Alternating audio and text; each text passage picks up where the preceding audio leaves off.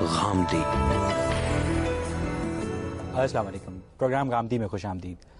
ناظرین، ہمالیہ کے کوہساروں سے لے کر افریقہ کے غاروں تک اور امریکہ میں مایا تہذیب اور ریڈ انڈین سے لے کر مصر، عراق، بنگال، چین اور وسطی ہندوستان کے علاقوں تک پائے جانے والے تمام انسانی معاشروں میں ہر دور میں جادو کا تصور موجود رہا ہے۔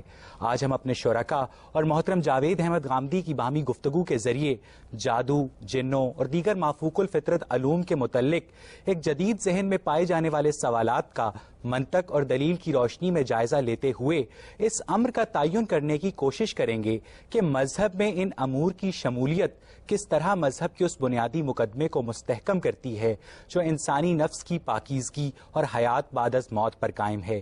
کیا اسلامی مذاہب میں جادو کا تصور قدیم دیومالائی داستانوں سے منسوب ہے، اور کس حد تک مادی علوم میں انسانی ذہن کی ترقی نے جادو اور جنوں سے متعلق انسانوں کے مابین تشکیک یا یقین میں اضافہ کیا ہے؟ یہی بحث ہمارے آج کے اس پروگرام کا موضوع گفتگو ہے۔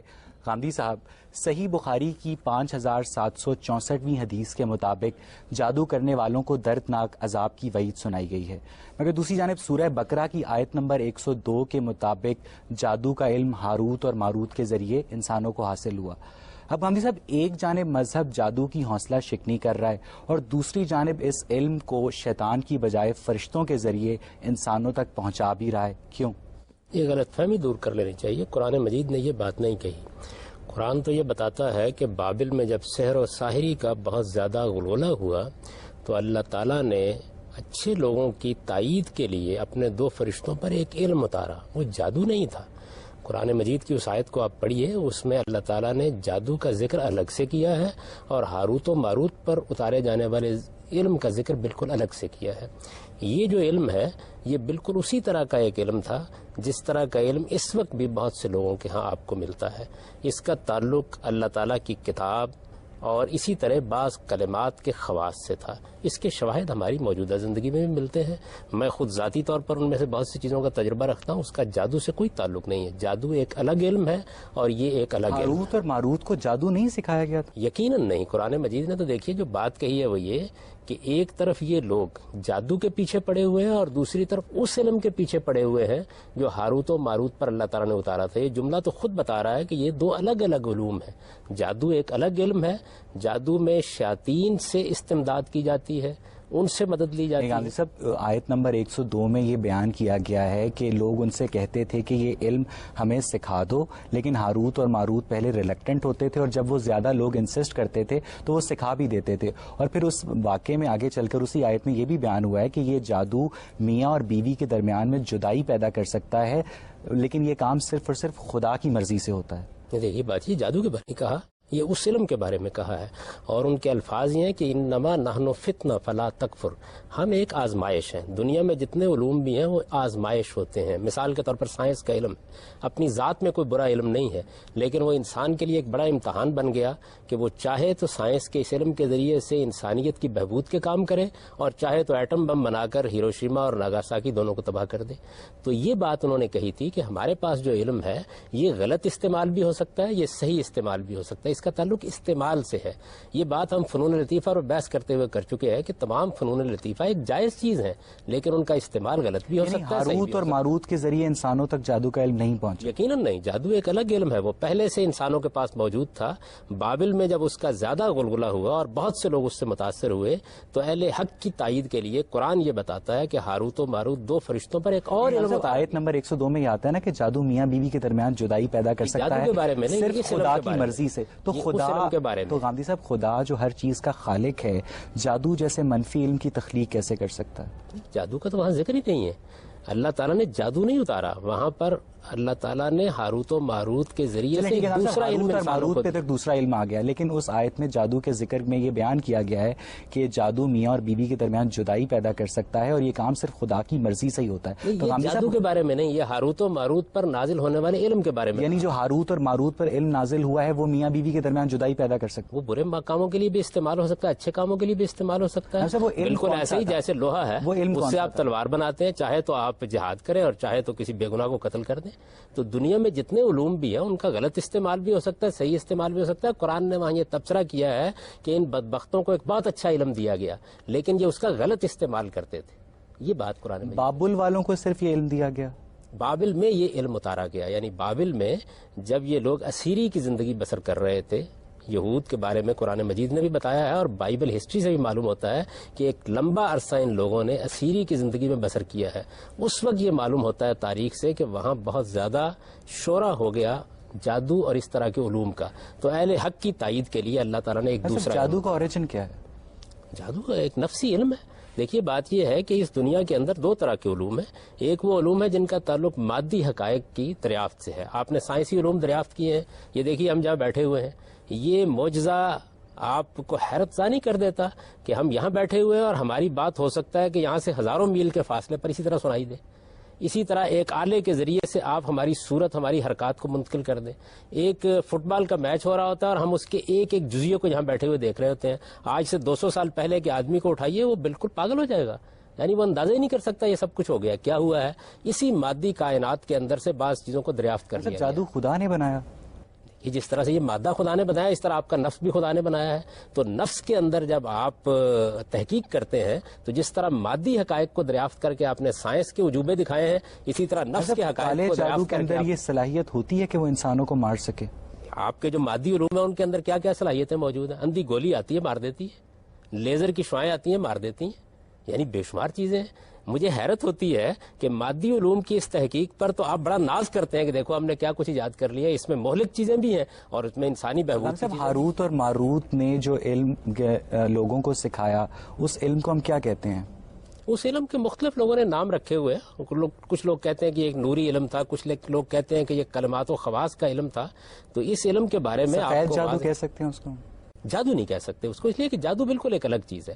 جادو میں شیاطین داخل ہو جاتے ہیں اور شیاطین جن سے بھی اس میں استمداد کی جاتی ہے. کوئی عام آدمی سیکھ سکتا ہے جو ہاروت اور ماروت نے بابل کے لوگوں کو سکھایا؟ وہ نہیں سیکھ سکتا. اس زمانے میں اس کے ماہرین موجود ہیں. مجھے خود اس کا ذاتی تجربہ ہے.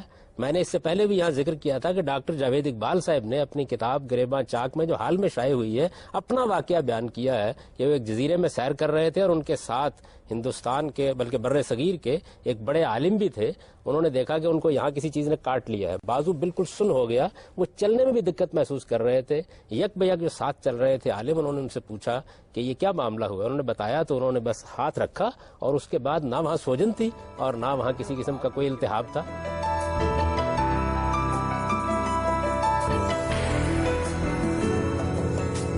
مسلمانوں کے ہاں جادو کی دو اقسام رائج ہیں، سفید جادو اور کالا جادو. کالے جادو کا مقصد لوگوں کو دکھ دینا اور انہیں جان سے مارنا ہے، جبکہ سفید جادو کے ذریعے لوگوں کے بگڑے کام سنوارے جاتے ہیں.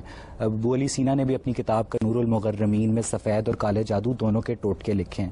تو کم سے کم اگر جادو حرام ہے تو کس طرح کالے جادو کا توڑ سفید جادو کے ذریعے کرنا درست ہو سکتا ہے؟ یہ تو دیکھیے انسانی تجربات ہیں. یہ سفید اور کالا جو کچھ بھی ہے اس کے اوپر تحقیق کرنی چاہیے. یہ نہ کوئی قرآن کی بات ہے نہ کوئی حدیث کی بات ہے. جادو ایک علم ہے، یہ تو انسانی تجربات سے ثابت ہے. اس کے مقابل میں اللہ تعالیٰ نے بھی کچھ علوم اتارے ہیں، وہ بھی قرآن سے ثابت. علم انسان نے خود دریافت کیا یا انسان کو ودیت کیا گیا آسمان سے؟ جس طریقے سے آپ نے سائنسی علوم دریافت کیا، اسی طرح جادو کا علم دریافت کیا. دیکھیے دنیا میں دو حقیقتیں ہیں، ایک مادہ ایک نفس ہے. آپ مادے پہ تحقیق کرتے ہیں تو سائنسی چیزیں دریافت ہو جاتی ہیں، آپ نفس پہ تحقیق کرتے ہیں تو اس طرح کے علوم دریافت ہو جاتے ہیں. قرآن مجید تو یہ بتاتا ہے کہ ایک ایسا علم موجود تھا ایک شخص کے پاس جو ملکہ بلقیس کا تخت چشم نظر میں اٹھا کر لے آیا. اس وقت ہمیں حیرت ہوتی تھی کہ کیوں ایسے ہو گیا. ہم نے اب مادی علوم پر تحقیق کر کے یہ صلاحیت اپنے اندر پیدا کر لی ہے کہ آپ یہاں بیٹھے ہوئے ہیں، آپ کی آواز، آپ کی حرکات و سکنات کو چند لمحوں کے اندر ہم برطانیہ میں اور امریکہ میں پہنچا دیں. صاحب آپ نے بھی جس شخص کا حوالہ دیا اس کو مفسرین اپنے اپنے فہم کے مطابق رئیس الرجال، آصف بن برخیا یا خضر قرار دیتے ہیں. امام رازی اپنی تفسیر میں اس کو خود حضرت سلیمان قرار دیتے ہیں، اور مولانا مودودی کی تفہیم القرآن کے مطابق بھی وہ شخص بہرحال جن نہیں تھا جو ملکہ سبا کا تخت لے آیا. تو ہم سے اگر وہ شخص جن نہیں تھا، نبی نہیں تھا، تو کس طاقت کے ذریعے اس نے کام کر ڈالا اور اس کام کی ضرورت کیوں پیش آئی؟ اس کا جواب قرآن نے دیا ہے کہ اللہ ذی عندہ علم من الکتاب، اس کے پاس نوشتہ خداوندی کا ایک علم تھا، قانون خداوندی کا ایک علم تھا. یہ جو سائنس ہے یہ کیا ہے؟ یہ قانون خداوندی کا علم ہے. آپ نے وہ قوانین جو اس کائنات میں کار فرما تھے ان کو دریافت کر لیا ہے، ان کی بنیاد پر آپ یہ کرشمے دکھا رہے ہیں.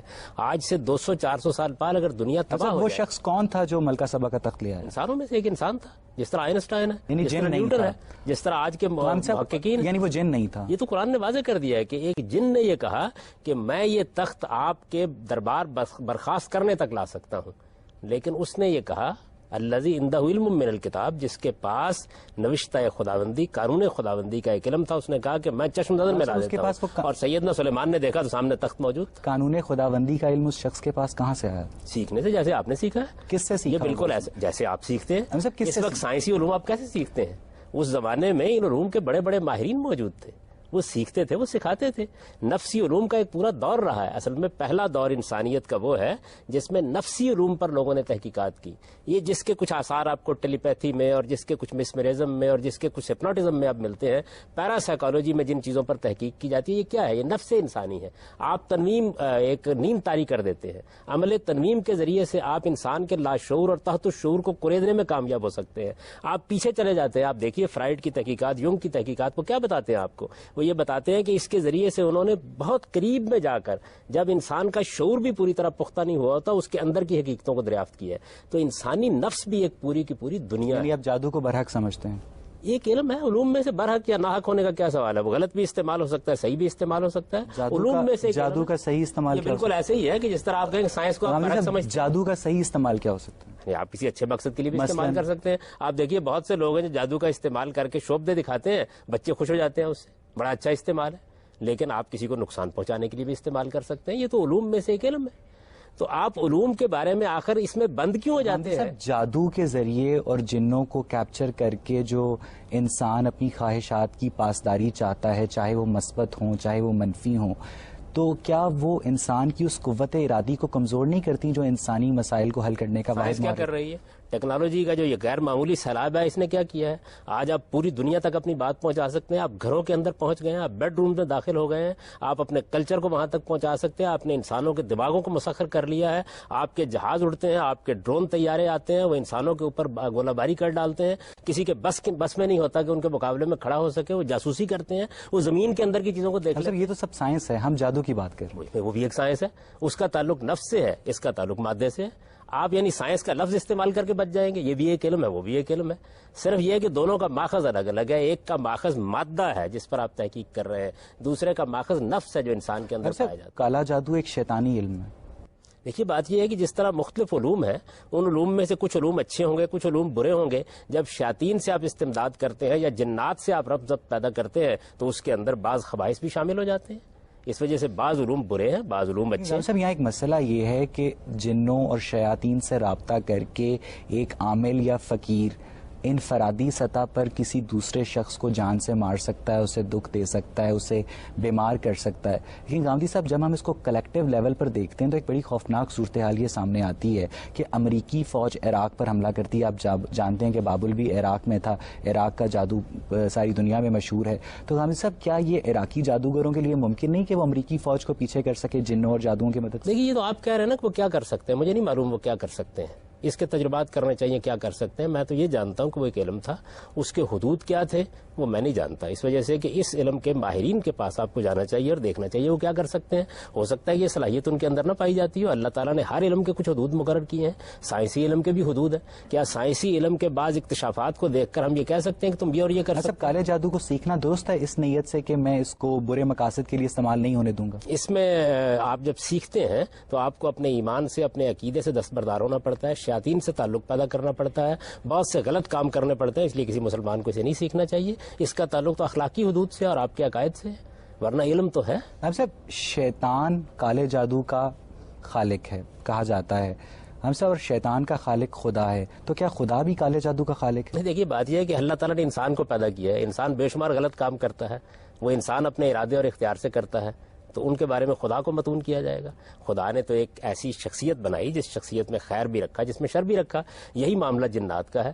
جنات کو بھی اللہ تعالیٰ نے ایک مخلوق کے طور پر بنایا. ان میں خیر و شر کے دائیات رکھے، ان میں اچھے بھی ہیں، ان میں برے بھی ہیں. وہ یہ اچھائی بھی اپنے ارادے سے اختیار کرتے ہیں، برائی بھی اپنے ارادے سے. بات یہ ہے کہ جیمز جارج فریزر نے جادو سے متعلق اپنی مشہور کتاب دا گولڈن بو میں جادوائی رسومات کے دو طریقے بیان کیے ہیں، تمثیلی اور متعدی جادو. تمثیلی جادو میں دشمن کے پتلے میں اس یقین کے ساتھ سوئیاں چبھوئی جاتی بتاتی ہیں کہ اس پتلے کے جس عضو میں سوئی چبھوئی جائے گی دشمن کا وہی عضو تکلیف میں مبتلا ہو جائے گا. اب ہمیں صحیح بخاری کی 5763 حدیث سے بھی یہ پتہ چلتا ہے کہ لبید بن عاصم نے پیغمبر اسلام پر اسی طرح کا جادو کیا. تو غالب صاحب ایک جدید ذہن ان واقعات کو منون کس طرح قبول کر سکتا ہے؟ میں یہ کہتا ہوں کہ جو کچھ آپ آج واقعات بیان کر رہے ہیں، اگر آج دنیا تباہ ہو جائے اور ایک کتاب میں یہ لکھا ہوا ہو کہ ہم اس طریقے سے یہاں بات کرتے تھے، اس طریقے سے نشر ہوتی تھی، ایسے انسانوں تک پہنچتی تھی، اس طرح سے طیارے اوپر اڑتے تھے اور اس طریقے سے زمین کے اندر کی چیزوں کو دیکھ لیتے تھے، تو وہ کیسے باور کرے گا؟ تو جس طریقے سے آپ اس وقت مادی علوم کا مطالعہ کرتے ہیں، آپ یہ دیکھیے کہ آپ جب بیان کرتے ہیں نا کہ انسان چاند پر پہنچ گیا، تو آپ کسی دیہات میں جائیں، وہاں لوگ اس کا مذاق اڑا رہے ہوتے ہیں.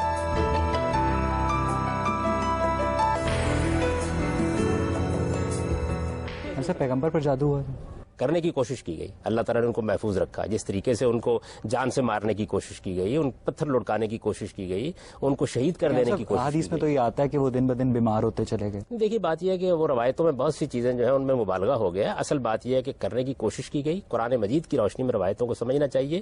قرآن میں یہ جو آیت ہے ہاروت و ماروت کی، یہ سلسلے میں آئی ہے کہ قرآن مجید نے یہ بیان کیا کہ دیکھو یہ اتنے بدبخت ہیں کہ بجائے اس کے کہ پیغمبر سے ہدایت حاصل کرتے، انہوں نے ان علوم کے پیچھے پڑھ کر پیغمبر کی دعوت کو نقصان پہنچانے کی کوشش کی ہے. یہ کوشش انہوں نے کی، وہ اس میں کامیاب نہیں ہوئے. اس بات کو قرآن مجید نے واضح کر دیا ہے اور اس بات کو روایتوں میں واضح کر دیا گیا ہے. باقی یہ ہے کہ جب اس طرح کا کوئی معاملہ ہوتا ہے تو بیان کرنے والے بہت مبالغہ آمیزی کر دیتے ہیں، اس کے اندر اسی طرح کی مبالغہ آمیزی وہاں بھی. بابل کی میتھولوجی پڑھنے سے ہمیں یہ پتہ چلتا ہے کہ زہرا بابل کی ایک حسین رقاصہ تھی اور اس کی اصلاح پر 2 فرشتوں ہاروت اور ماروت کو دیوتاؤں نے مقرر کیا. لیکن وہ اتنی خوبصورت تھی کہ وہ دونوں فرشتے ہاروت اور ماروت اس کے عشق میں گرفتار ہو گئے اور اس جرم پر دیوتاؤں نے انہیں چاہے بابل پر لٹکا دیا. یہ عراقین میتھولوجی ہے. اب اینتھروپولوجسٹ کا دعویٰ ہے کہ سامی مذاہب نے اس میتھولوجی میں کو زہرا اس کے رقص اور ان کے عشق سے پاک کر کے اپنی داستانوں میں جادو کو جسٹیفائی کیا. تو آپ اس کو کرونالوجیکل یا ہسٹوریکل پرسپیکٹو میں درست سمجھتے ہیں؟ اگر میں یہ کہوں کہ ایک واقعہ پیش آیا اور انسان نے اس کو دیم والا ہی صورت دے دی، یعنی آپ اس دور میں دیکھتے ہیں کہ رسالت میں آپ صلی اللہ علیہ وسلم کے بعد کی ساری تاریخ ہمارے سامنے ہے، یہاں بے شمار واقعات کو انسان یہی صورت دے دیتے ہیں. ابھی ہمارے یہاں 65 کی جنگ ہوئی، آپ کے علم میں ہے کہ اس میں کیا کیا قصے سنائے گئے. ریکارڈز ہیں جو عراقی تہذیب کے ریٹن ریکارڈز ہیں، اشور بنی پال کی لائبریری سے جو ملے ہیں، وہ 5000 سال پرانے ہیں. اس کے 1800 سال بعد یعنی 3200 سال پہلے یہودی مذہب کا آغاز ہوا. تو غالب صاحب جو کرونالوجیکل آرڈر ہے وہ تو یہ بتاتا ہے کہ یہ میتھولوجی یہودی مذہب سے زیادہ پرانی. میں تو یہ عرض کروں گا کہ ایک واقعہ پیش آیا نا، اس کو میتھولوجی کی صورت دے دی گئی. جب اللہ کی وحی آئی تو اس نے اصل حقیقت واضح کر دی. یعنی یہ تو سوچنے کا انداز ہے نا آپ کا، کس طرح سوچیں گے. آج بھی ہم یہی کر رہے ہیں. میں تو ہمیشہ حاضر کو دیکھ کر ماضی کو سمجھنے کی کوشش کرتا ہوں، یہی کر رہے ہیں. یعنی مذہب کے نام پر جو توہمات ہیں، جو غلط عقائد ہیں، جو مشرکانہ رسوم ہیں، وہ اس وقت بھی موجود ہے. حالانکہ رسول اللہ ان کو بالکل صاف کر کے گئے تھے. آج بھی ہم قرآن کی روشنی میں اس کی اصلاح کرتے ہیں. یہی کام اللہ تعالیٰ کی کتابوں نے کیا. ٹھیک ہے غالب صاحب، یہاں سے ہم گفتگو کو آڈینس کی طرف لے کے چلیں گے. جی آپ.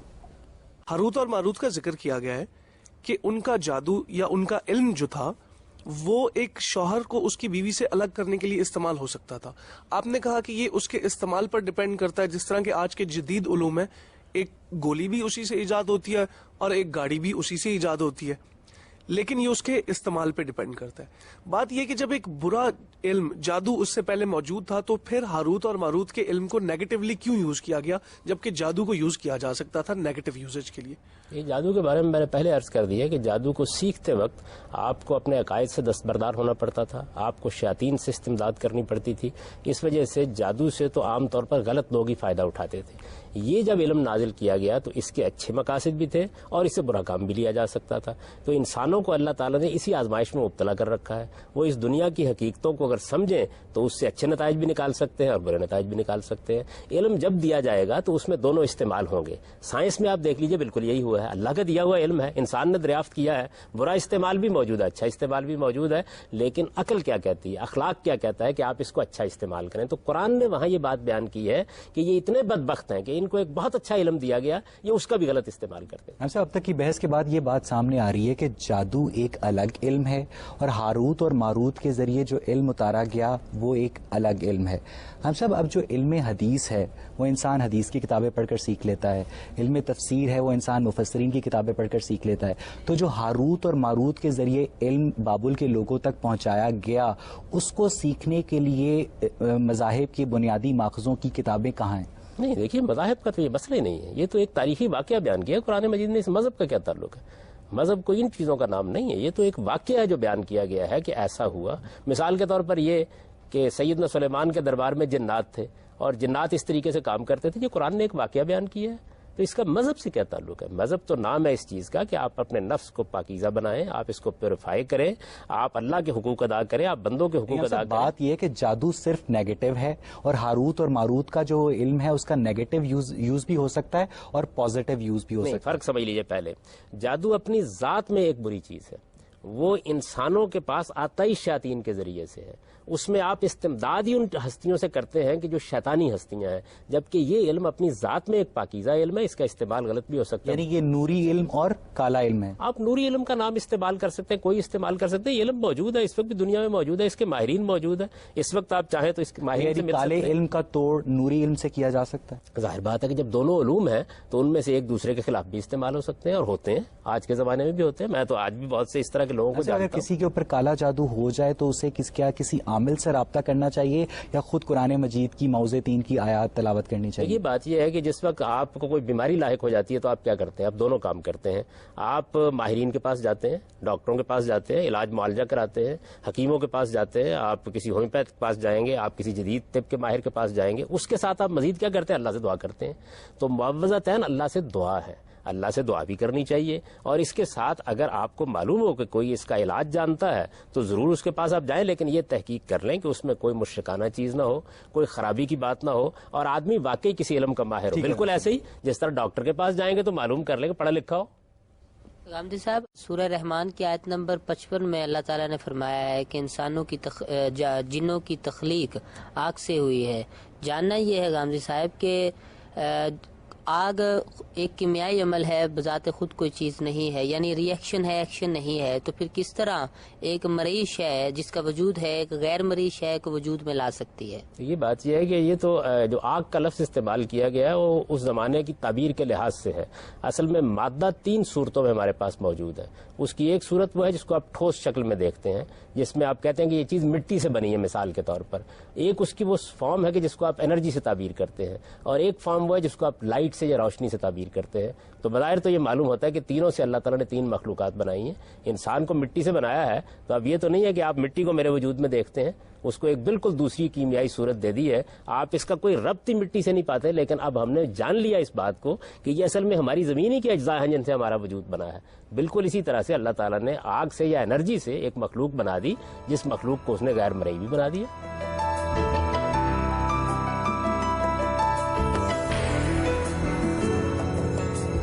اچھا, بات یہ کہ مولانا مودودی نے اپنی تفہیم القرآن کی 5ویں جلد میں یہ بیان کیا ہے کہ جن چونکہ آتشی اجزاء سے بنے ہوتے ہیں اور انسان چونکہ خاکی اجزاء سے بنے ہوتے ہیں, اسی لیے جنوں اور انسانوں کے مابین ایک بصری پردہ حائل ہوتا ہے اور انسان جنوں کو نہیں دیکھ سکتے, جیسا کہ آپ نے بھی فرمایا غام صاحب. لیکن اسی دلیل کو سامنے رکھتے ہوئے جن انسانوں کو کیسے دیکھ لیتے ہیں اور جن انسانوں کو کس طرح کیپچر کر لیتے ہیں؟ میں کہتا ہوں کہ جو مادی مخلوقات ہیں, ہو سکتا ہے جراثیم ہم کو بالکل دیکھ رہے ہیں, اس وجہ سے کہ ہر ایک کی صلاحیت کا بڑا فرق ہے. ہم یہ دیکھتے ہیں کہ بلی جتنی دور تک رات میں دیکھ لیتی ہے, ہم نہیں دیکھ سکتے. یعنی انسانوں کے بارے میں آپ اس غلط فہمی میں کیوں مبتلا ہو جاتے ہیں؟ مودودی کا استدلال یہ ہے کہ انسانوں اور جنوں کے مابین ایک بصری پردہ حائل ہے, اس وجہ سے. کا خیال ہے, یعنی اس کا قرآن حدیث سے کیا تعلق ہے؟ سادہ عقلی بات کرنی چاہیے. ہر مخلوق کے اندر کچھ صلاحیتیں رکھی گئی ہیں. میری آنکھوں کی صلاحیت کی ایک حد ہے, بلی کی آنکھوں کی صلاحیت اس سے بہت زیادہ ہے, کتے کی قوت شامہ مجھ سے بہت زیادہ ہے. آپ دیکھیں, آپ ساتھ لے کے پھر رہے ہوتے ہیں اور آپ یہ کہتے ہیں کہ مجرموں کو تلاش کر لیتے ہیں. تو اس وجہ سے یہ جو ہمارے حواس ہیں, ان حواس میں ہم اپنی بنیاد پر قیاس کیوں کرنا شروع کر دیتے ہیں؟ اللہ تعالیٰ ایک مخلوق کو ایک نوعیت کے حواس دے دیتا ہے, دوسرے کو دوسرا. حواس خمسہ سے ماورا کوئی دنیا آباد ہے, اس میں کیا شک ہے؟ یہ تو ہم نے دریافت کر لی ہے. ایٹم کی پوری دنیا حواس خمسہ سے ماورا جو دنیا آباد ہے, کیا اس کی منقولاتی شہادتوں کے علاوہ ہمارے پاس کوئی امپیریکل ایویڈنس ہے؟ دونوں طرح کی چیزیں موجود ہیں. انسانیت کا تجربہ موجود ہے, اس کو منتقل کر رہے ہیں. بے شمار انسان اپنے تجربات بتاتے ہیں, اور دوسری جانب اس کی تصدیق اور تصویب قرآن مجید سے ہو جاتی ہے. قرآن مجید نے واضح طور پر بتا دیا کہ ہم نے اس مادے سے 3 مخلوقات بنائی ہیں. ہم نے جنات کو بھی بنایا ہے, ہم نے انسانوں کو بھی بنایا, ہم نے فرشتوں کو بھی بنایا. ماہرین عمرانیات نے اپنی ریسرچ سے یہ ثابت کیا ہے کہ جو جنوں اور جادو کا ذکر ہے, جو لوگ ان چیزوں پر بلیو کرتے ہیں جن انہیں ہی ستاتے ہیں. حالانکہ اس بد اعتقادی کی سب سے زیادہ ان کو بلیو نہ کرنے کی سزا ان لوگوں کو ملنی چاہیے جو جنوں کے وجود کو مانتے ہی نہیں ہیں, لیکن جن ہمیشہ ان لوگوں کو ستاتے ہیں جو ان لوگوں کی ان چیزوں کے وجود پر یقین رکھتے ہیں. دیکھیے بات یہ کہ یہ تو میرا موضوع نہیں ہے کس کو ستاتے ہیں اور کس کو نہیں ستاتے. اس کے لیے آپ تجربات اور مشاہدات کی دنیا کے پاس جائیں. بہت سے نفسیاتی امراض ہیں جن کو جنوں سے متعلق سمجھ لیا جاتا ہے, وہ کیا کر سکتے ہیں کیا نہیں کر سکتے. میں تو اتنی بات جانتا ہوں جتنی قرآن میں بیان کی ہے. یہ بات قرآن مجید یہ بیان بہرحال کرتا ہے. معاشرہ تسلیم کرتا ہے کہ جن انسانوں کو ستاتے ہیں. اس کی تحقیق کرے نا, یہ میرا موضوع نہیں ہے. میرا معاملہ تو یہ ہے کہ میں آپ کو یہ بتاؤں کہ قرآن مجید نے واضح طور پر ایک مخلوق کا ذکر کیا ہے, اس کے بارے میں کچھ باتیں قرآن نے بتا دی ہیں. جو باتیں قرآن نے بتا دی ہیں وہ بالکل واضح ہے. دیکھیے ان میں یہ بیان کر دیا گیا ہے کہ ان میں نیک بھی ہے ان میں بد بھی ہے. یہ بیان کر دیا گیا ہے کہ ان میں خیر و شر کا شعور ہے. یہ بیان کر دیا گیا ہے کہ وہ ہمیں دیکھ سکتے ہیں ہم ان کو نہیں دیکھ سکتے. یہ واضح کر دیا گیا ہے کہ ان کی طرف بھی اللہ کے پیغمبر آئے ہیں اور ان کو بھی اللہ کی ہدایت پہنچی ہے. یہ بیان کیا گیا ہے کہ ان کا بھی اسی طرح حساب کتاب ہوگا جیسے ہمارا ہوگا. ٹھیک ہے حامدی صاحب, مسلمان ہونے کے ناطے یہ ہم سب کا ایمان ہے کہ ہر انسان کی موت جو ہے اللہ تعالیٰ کے ہاتھ میں ہے اور اس کے موت کا وقت لکھ دیا گیا ہے. لیکن بعض اوقات کالے جادو کا استعمال سے انسان کی جان جاتی ہے, تو کیا یہ چیز درست ہے؟ یہ تو سبب ہے. زندگی اور موت اللہ کے ہاتھ میں. ایک آدمی قتل کر دیتا ہے, گولی مار دیتا ہے, تو یہی بیان کیا جائے گا نا کہ یہ اس کے قتل کرنے اس کے گولی مارنے سے موت واقع ہو گئی ہے. یہ تو اللہ کا علم ہے جس کو بیان کیا جاتا ہے کہ اللہ پہلے سے جانتے ہیں کہ کیا سبب بنے گا اور اس کے نتیجے میں اس کی موت واقع ہو جائے گی. دوسری بات جو ہمارے ایمان میں ہے, عقیدے میں ہے, اور بالکل عقل اس کا تقاضا کرتی ہے کہ ایسا ہی ہونا چاہیے کہ اللہ کے اذن کے بغیر یہ نہیں ہو سکتا. اذن کا مطلب کیا ہے کہ اللہ تعالیٰ ہونے دے گا تو ہو جائے گا, اور اگر روکنا چاہے گا تو روک دے گا. تو یہ تو مادی معاملات میں بھی ایسے ہی ہو رہا ہے. جی گاندھی صاحب, میں آپ سے پوچھنا چاہتی ہوں کہ کالا جادو جو ہے وہ اگر ایک مسلمان بھی ہو جاتا ہے تو اس کا جو ہے ایک مسلمان اس کا خاتمہ نہیں کر سکتا, تو کیا وہ کسی غیر مسلم سے کروا سکتا ہے؟ اگر وہ غیر مسلم سے کروا سکتا ہے تو کیا اس کے ایمان میں فرق آئے گا؟ جس طریقے سے آپ ایک غیر مسلم ڈاکٹر کے پاس جا سکتے ہیں, اسی طرح کسی غیر مسلم ماہر کے پاس بھی جا سکتے ہیں. بس یہ دیکھ لیجئے کہ کوئی ایسا کام نہ کیا جائے جو آپ کے دین اور آپ کے عقیدے کے خلاف. اور رسالت میں آپ صلی اللہ علیہ وسلم سے پوچھا گیا, ایک روایت میں آتا ہے کہ یہود کے ہاں بہت سے ماہرین ہیں جن سے لوگ علاج معالجہ کراتے ہیں اسی نوعیت کا. تو آپ نے فرمایا بس یہ دیکھ لو کہ کوئی مشرکانہ چیز نہیں ہونی چاہیے. تو ہمارے دین نے تو ہمیں یہ تعلیم دی ہے کہ ہم دنیوی علوم کو بالکل الگ رکھیں اور ان کا مطالعہ اسی طرح کریں جس طریقے سے ہم باقی علوم کا کرتے ہیں. آج کے زمانے میں سائنس جو اکتشافات کر رہی ہے اور جس سے آپ دیکھیں سرجری میں, دواؤں میں کیا کیا غیر معمولی کارنامے انجام دیے جا رہے ہیں, آپ ان پہ ایمان رکھتی ہیں نا, اس سے آپ کے عقیدے کو کوئی فرق نہیں پڑتا. تو یہ آپ کا اصل میں علم ہے, آپ کا تجربہ اور آپ کا مشاہدہ ہے, اس کی بنیاد پر فیصلے کرنے چاہیے. صاحب, حمزات کا وجود نہیں ہوتا, یہ لوگ کہتے ہیں, اس کا کوئی قرآن صحیح حدیث سے بخاری تعلق کی نہیں. ایک بڑی واضح حدیث ہے جس میں حضور سے دریافت کیا گیا کہ کیا آپ کا کوئی ہمزاد ہے, تو حضور نے فرمایا کہ ہاں میرا ہمزاد ہے لیکن میں نے اسے مسلمان کر لیا. نہیں, وہ یہ بات بیان کی ہے کہ ہمزاد کا لفظ بالکل استعمال نہیں ہو. یہ ہے کہ کیا شیطان آپ کے اوپر بھی اثر انداز ہوتا ہے, تو آپ نے کہا کہ ہاں میں نے اس کو مسلمان کر لیا. اس کا مطلب کیا ہے؟ مطلب یہ ہے کہ میں نے اپنے اندر یہ ارادہ پیدا کیا, میں نے اپنی تطہیر کی. شیطان کا لفظ نہیں یوز ہوا, شیطانی کا لفظ ہے, کوئی ہمزاد کا لفظ استعمال نہیں ہوا. وہ شیطان کے بارے میں ہے. حضور نے یہ بتایا کہ دیکھیے یہ جو جن ہیں, شیاطین ہیں, یہ انسان کے روح میں, انسان کے نفس میں خطور کرتے ہیں, اس کو بیان کیا گیا. ایسا بات یہ ہے کہ مسلمانوں میں جو جادو اور جنوں سے متعلق وہ بابلی, یہودی اور عیسائی روایات کا تسلسل ہے, اور آج بھی عیسائیوں میں جو ایونجیلیکل چرچ ہے وہ جادو اور جنوں کو بالکل بھی تسلیم نہیں کرتا. ہم سب اب عملی طور پر صورتحال یہ ہے کہ جادو اور جنوں کے متعلق جو مذہبی حلقے ہیں ان کے وجود کے متعلق منقسم, جبکہ غیر مذہبی حلقے ان کے عدم وجود پر متفق ہیں. ایسا بھی نہیں, بہت سے ایسے غیر مذہبی لوگ ہیں کہ جو ان چیزوں کو مانتے ہیں, باقاعدہ ان کے ماہر ہیں, ان کا مذہب سے کوئی تعلق نہیں ہوتا. یہ تو دنیا میں جو بھی چیزیں ہوں گی ان میں دو رائے ہو سکتی ہیں. میں تو آپ کی خدمت میں عرض کر رہا ہوں کہ اس میں دو طریقوں سے اپروچ کرنا چاہیے. ایک یہ ہے کہ اللہ کی کتاب ہمارے پاس موجود ہے, وہ کیا بتاتی ہے, اور خدا کا شکر کرنا چاہیے کہ ہمارے پاس خدا کی کتاب موجود ہے, وہ ہمیں صحیح علم کے حدود بتا دیتی ہے. اس نے دو مخلوقات کا الگ سے ذکر کیا ہے, ایک فرشتے ہیں اور دوسرے جنات ہیں, اور یہ بتایا ہے کہ یہ دونوں اللہ تعالیٰ کی مخلوق ہیں, دونوں صاحب ارادہ ہیں, دونوں اللہ سے الہام پاتے ہیں, دونوں کی طرف اللہ تعالیٰ اپنی اپنی وحی نازل کرتے ہیں، اور یہ ہیں کہ جن کے ذریعے سے اللہ تعالیٰ اس کائنات کے نظم نسق میں بہت سے معاملات مافوق الفطرت مخلوقات میں جنوں اور شیاطین کے علاوہ کوئی اور دیگر مخلوقات نہیں، ہوتی ہیں؟ شیطان تو ایک ایڈجیکٹو ہے، ایک اس میں صفت ہے، وہ انسانوں کے بارے میں بھی بولا جا سکتا ہے۔ دیکھیے سورہ بقرہ کی بالکل ابتدا میں یہود کے لیڈروں کے بارے میں قرآن مجید نے یہ کہا ہے کہ خلو الی شیاطینہم، یہ اپنے شیطانوں کے پاس جاتے ہیں۔ ہم بھی بولتے ہیں کہ یہ آدمی تو بڑا شیطان ہے، تو شیطان کوئی الگ مخلوق نہیں ہے، جنات ایک مخلوق ہے، فرشتے ایک مخلوق ہے، انسان اور اس کے علاوہ کوئی مخلوق نہیں ہے؟ ان کے علاوہ کیا ہے وہ میں نہیں جانتا۔ اس کی وجہ یہ ہے کہ یہ تو ایسے ہی ہے کہ میں اس دنیا کو دیکھوں اور یہ دعویٰ کر دوں کہ جتنے چڑیا گھر میں میں نے جانور دیکھے ہیں ان کے علاوہ کوئی مخلوق نہیں ہے۔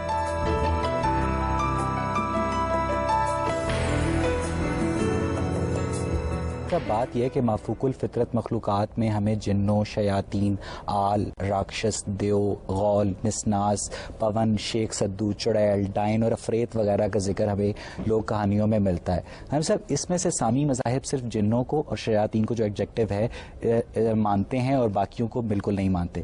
ہم سب بات یہ ہے کہ اگر جنوں اور شیاطین کی موجودگی کی شہادت سامی مذاہب کے صحائف ہو سکتے ہیں تو ان دیگر مخلوقات کی موجودگی کی عدم شہادت کس طرح ہو سکتی ہے؟ عدم شہادت کی تو ہم بات ہی نہیں کرتے، ہم یہ کہتے ہیں کہ در حقیقت یہی مخلوقات ہیں جن کو لوگوں نے مختلف نام دے لیے ہیں۔ دیکھیے قرآن مجید کا سب سے بڑا کمال یہی ہے کہ وہ ان علوم کے بارے میں آپ کے فکر کی تطہیر کر دیتا ہے، آپ کو یہ بتاتا ہے کہ یہ بات صحیح ہے، یہ بات اس میں غلط داخل ہو گئی ہے، تو اس پر تو شکر گزار ہونا چاہیے کہ ہمیں یہ بتایا گیا ہے کہ اللہ تعالیٰ نے جو مخلوقات بنائی ہیں اس میں انسان ہے، اس میں جنات ہیں اور اس میں فرشتے ہیں۔ بہت سے لوگ ہیں کہ جنہوں نے انہی کے مختلف نام رکھ لیے ہوئے ہیں، ان کے ظہور کی مختلف صورتیں متعین کرتے ہیں اور اسی سے دیو مالا تخلیق ہوتی ہے۔ تو قرآن مجید کا اصلی کام یہی ہے کہ انسان نے جو غلط وہم پیدا کیے ہوتے ہیں ان کی تطہیر کر کے یہ بتائے کہ صحیح یعنی بات۔ جادو اور جنوں کے وجود یا عدم وجود کو منطق کی کسوٹی پہ پرکھنا ناممکن ہے۔ منطق کیا چیز ہوتی ہے؟ منطق تو یہی چیز ہوتی ہے کہ جو چیز آپ کو نظر آ رہی ہے اس پر آپ قیاس کریں۔ جب آپ اس دنیا کے اندر بہت سے علوم کو جان گئے ہیں اور آج ان کو مان رہے ہیں تو اس پر قیاس کر لیجئے کہ ایک دوسرا علم بھی ہو سکتا ہے۔ ٹھیک ہے ہم سے آپ نے کہا کہ مٹی سے انسان کی تخلیق ہوئی، جس طرح ہوئی آپ نے واضح کر دیا۔ آگ کے اندر کوئی ایسی ایلیمنٹس موجود نہیں ہیں کہ جن سے ان سے کوئی چیز ڈیڈکٹ کی جا سکے، پہلی بات۔ دوسری بات یہ کہ ٹھیک ہے آپ کی بات کو ہم مان لیتے ہیں کہ جنوں کو آگ سے تخلیق کیا تو آگ کی کوئی خاص ریڈکشن ہوگی جس کو ہم اپنے مطابق پرسیو کر لیں گے، لیکن آپ یہ بتا دیجئے کہ قرآن میں ہی کہا کہ انسانوں کو اور جنوں کو قیامت کی آگ میں ڈالا جائے گا۔ اب وہ آگ کیا ہوگی؟ اور اگر وہ آگ وہی آگ ہے جس کا ذکر آپ نے جنوں کی تخلیق میں کیا ہے تو کیا وہی آگ جو کہ ان کی پیدائش کا باعث ہے ان کو جلانے کا باعث بھی بن جائے گی؟ میں نے ایسا کوئی ذکر نہیں کیا، میں نے صرف آپ کو یہ بتایا ہے کہ ہمارے پاس جو مادہ موجود ہے وہ ان تین صورتوں میں موجود ہوتا ہے۔ قدیم زمانے میں جب لوگوں کو گفتگو کر کے یہ بتایا جائے گا تو وہی الفاظ استعمال کیے جائیں گے۔ آج جو عناصر کی تحقیق ہو گئی ہے یہ آج کے زمانے کی چیز ہے، ورنہ ظاہر ہے کہ اگر کسی چیز کی تخلیق کا مبدا یہ مٹی ہے تو یہی بیان کیا جائے گا یہ مٹی سے بنی ہے۔ چنانچہ آج بھی ہم یہ جانتے ہیں کہ یہی مٹی ہے جس کے اجزاء ہیں جن کو آپ نے مختلف عناصر کا نام دے لیا ہے جس سے انسان وجود پذیر ہوا ہے۔ اس میں کیا تبدیلی آئی ہے؟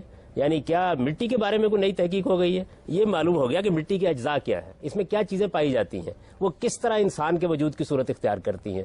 تو بالکل اسی طریقے سے جب مادے ہی کی ایک صورت انرجی ہے تو اس سے کسی مخلوق کے پیدا ہونے کے بارے میں استبات کیا ہے، اس میں مسئلہ کیا ہے؟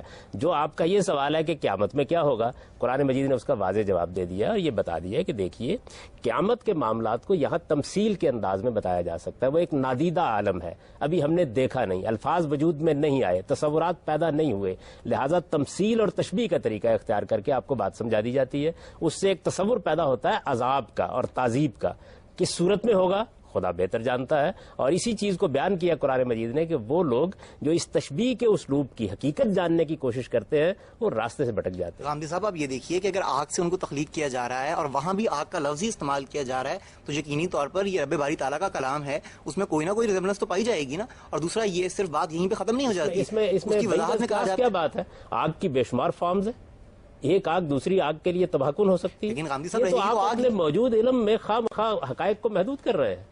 یعنی وہی مٹی ہوتی ہے جس سے ہم بنے ہیں، اسی کا ایک ڈھیلا آتا ہے اور میری آنکھ نکال دیتا ہے، وہی مٹی ہوتی ہے نا، وہ اپنی ایک فارم میں میرے وجود کا ذریعہ بنتی ہے۔ میں یہ سوال کر رہا ہوں کہ ٹھیک ہے وہ آپ جو بات کر رہے ہیں وہ آپ کے مطابق درست ہوگی، لیکن آپ مجھے یہ بتائیے کہ انسان بھی اسی آگ میں جلے گا اور جن بھی اسی آگ میں جلے گا، جو اس کی اپنی بیسک ہے، جہاں سے وہ ڈیڈکٹ ہوا ہے.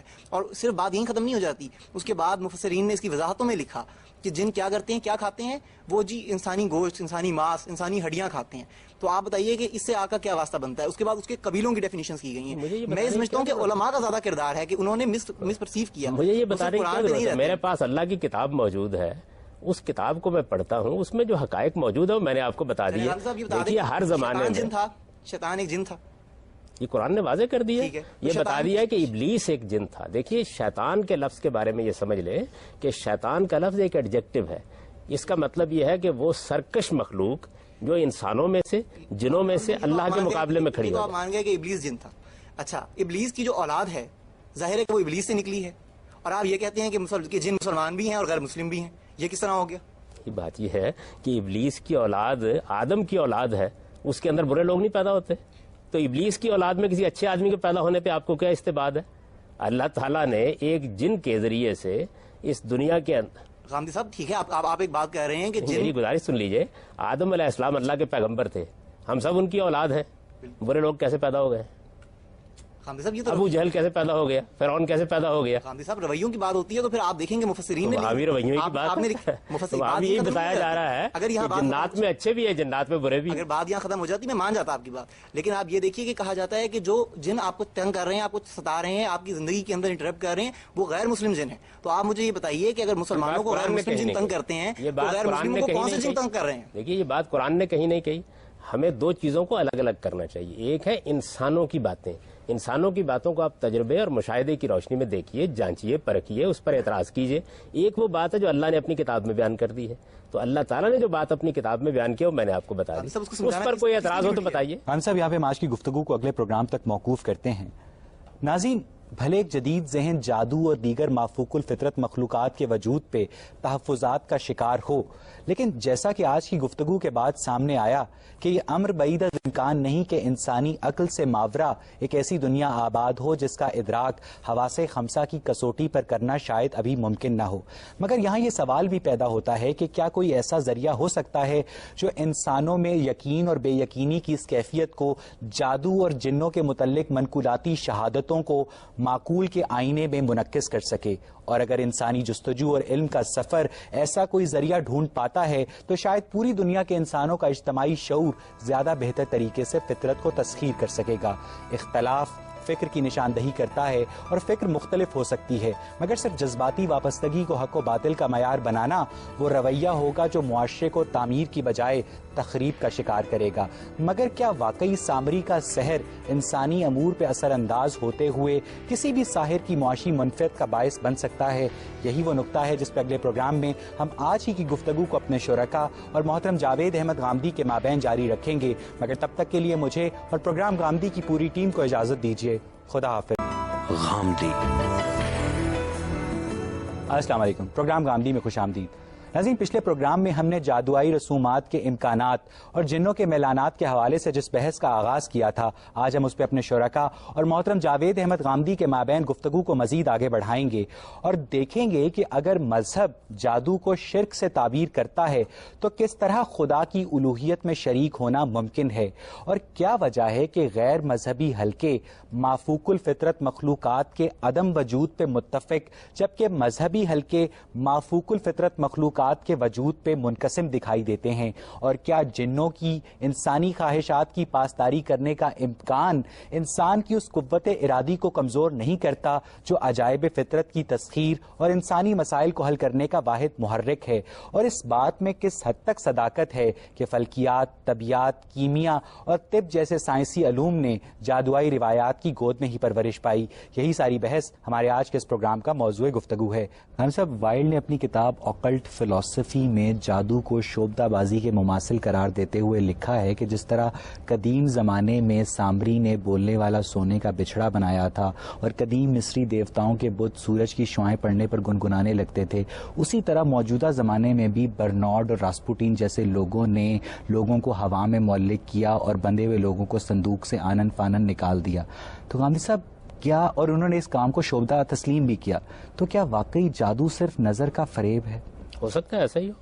اس کی وجہ یہ ہے کہ قرآن مجید نے بھی جہاں سیدنا موسیٰ علیہ السلام کا واقعہ بیان کیا ہے کہ ان کے مقابلے میں جادوگر لائے گئے، تو وہاں یہی الفاظ استعمال کیے ہیں کہ ایسا لگا، ان کے متخیلے پر یہ چیز اثر انداز ہوئی، انہوں نے یہ محسوس کیا کہ گویا رسیاں چل رہی ہیں. تو اس وجہ سے بالکل ممکن ہے کہ انسان کے نفس یعنی پر اصل میں وہ رسیاں سانپ نہیں بنے تھے، حضرت موسیٰ کو ایسا لگا. جی بالکل، قرآن مجید میں یہی بیان. یعنی یہ حضرت موسیٰ کو ایک نفسیاتی مغالطہ ہوا تھا. ظاہر بات ہے یہ انسانوں کو ہو جاتا ہے، اس وقت بھی آپ دیکھتے ہیں بہت سے. اور پھر حضرت موسیٰ نے خدا کی مدد سے اس کے اوپر قابو پایا. اس میں کیا شک ہے، اللہ کے پیغمبر تھے وہ، اللہ تعالیٰ نے ان کو کہا کہ آپ اپنا عصا پھینکیے، اور وہ چونکہ ایک حقیقت تھی، وہ ایک غیر معمولی معجزہ تھا، وہ اللہ تعالیٰ کا تصرف تھا. جادو کو نظر کا فریب قرار دے دیا ہے، تو غامدی صاحب جو کالے جادو کے جو خواص ہیں کہ وہ لوگوں کو مار سکتے ہیں، تو وہ تو نظر کا فریب نہیں ہے، وہ تو لوگ مر رہے ہیں اس. نہیں دیکھیے بات یہ ہے کہ آپ نے ایک دوسری بات کہہ دی، میں نے یہ عرض کیا ہے کہ یہ بالکل ممکن ہے کہ ایسا ہی ہو، اور یہ بات کہ انسان کے متخیلے پر آپ اثر انداز ہوں، اس کے تخیل کے اندر آپ خطور کریں، اس سے بسا اوقات آپ کے جسم پر بھی اثرات ہو جائیں. یہ تو اب جدید نفسیات بھی مانتی ہیں، بہت سے نفسیاتی معاملات ہیں جو آپ کے پورے جسم پر اثر انداز ہو جاتے ہیں. ہم خوف زدہ ہوتے ہیں، خوف زدہ ہونے کا عمل جسمانی عمل نہیں ہے، لیکن آپ دیکھیں کہ ہمارے رونگٹے کھڑے ہو جاتے ہیں، پورے جسم پر اس کے اثرات ہوتے ہیں. تو اس وجہ سے انسان کا نفس کس طرح سے اس کے جسم پر اثر انداز ہوتا ہے، جسم کس طرح نفس پر اثر انداز ہوتا ہے، اس کے تو بہت سے مشاہدات ہم موجودہ دنیا میں کر رہے ہیں. بات یہ ہے کہ جو مافوق الفطرت مظاہر مذہب کے دائرے کے باہر رونما ہوں، انہیں مذہب جادو قرار دے کر ان کی مذمت کرتا ہے، لیکن جو مافوق الفطرت مظاہر مذہب کے دائرے کے اندر رونما ہوں انہیں معجزہ قرار دے دیا جاتا ہے.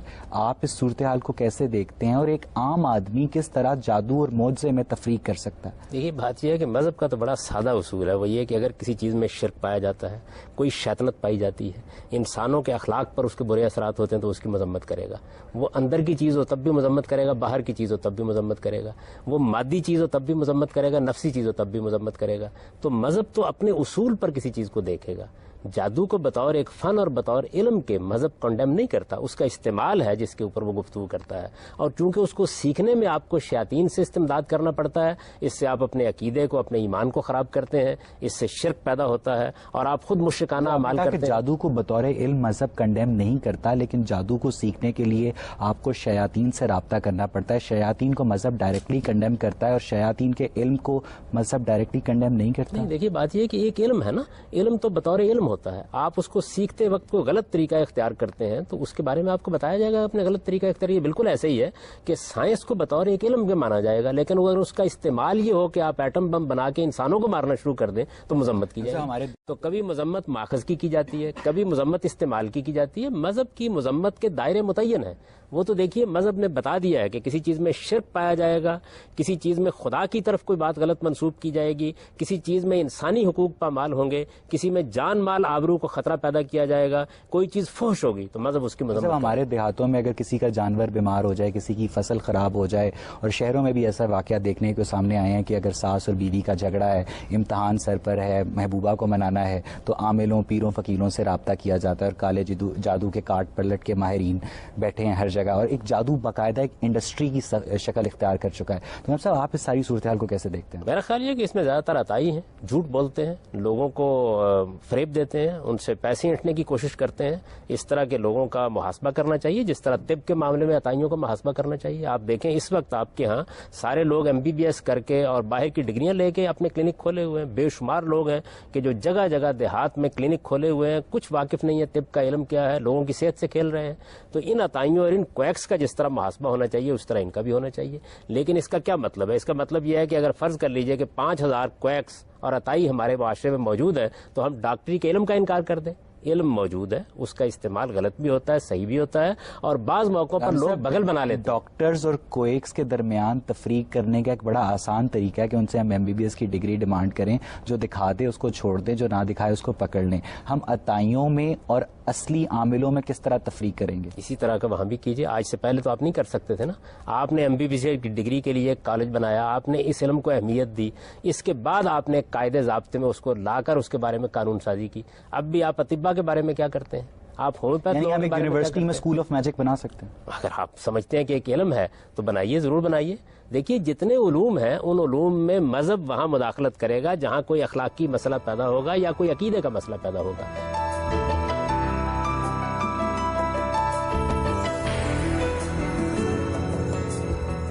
میرا یہ کہ مادی علوم کے بارے میں تو ہم کلیئر ہیں کہ کیا ہے، جو آپ نے نفس کی بات کی ہے، نفسی علوم کی بات کی ہے، نفس جو ہے بذات خود یہ کیا چیز ہے؟ جسم کا کوئی عضو ہے، کوئی خلیہ ہے، کوئی مادی جسم ہے، یا کچھ اور چیز ہے؟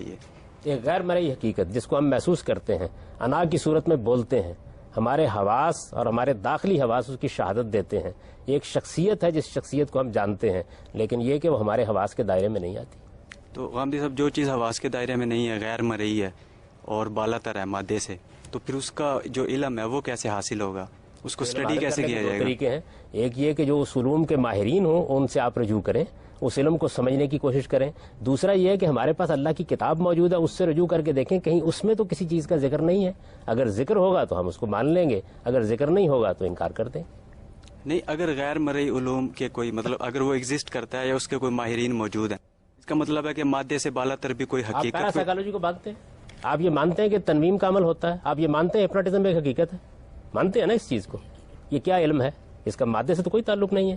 اگر مریخ پر ایک گاڑی کو یہاں سے کنٹرول کیا جا سکتا ہے تو نفسی علوم کے بارے میں اتنے استباد کی کیا ضرورت ہے؟ نہیں، اس اس پہ تجربہ کیجئے، اس پہ جا کے تحقیق کیجئے. میں اس سے تو نہیں روک رہا اور یہ بھی نہیں کہہ رہا کہ آپ بغیر کسی وجہ کے مان لیں، لیکن یہ بات کہ یہ علوم ہیں یہ ایک حقیقت ہے.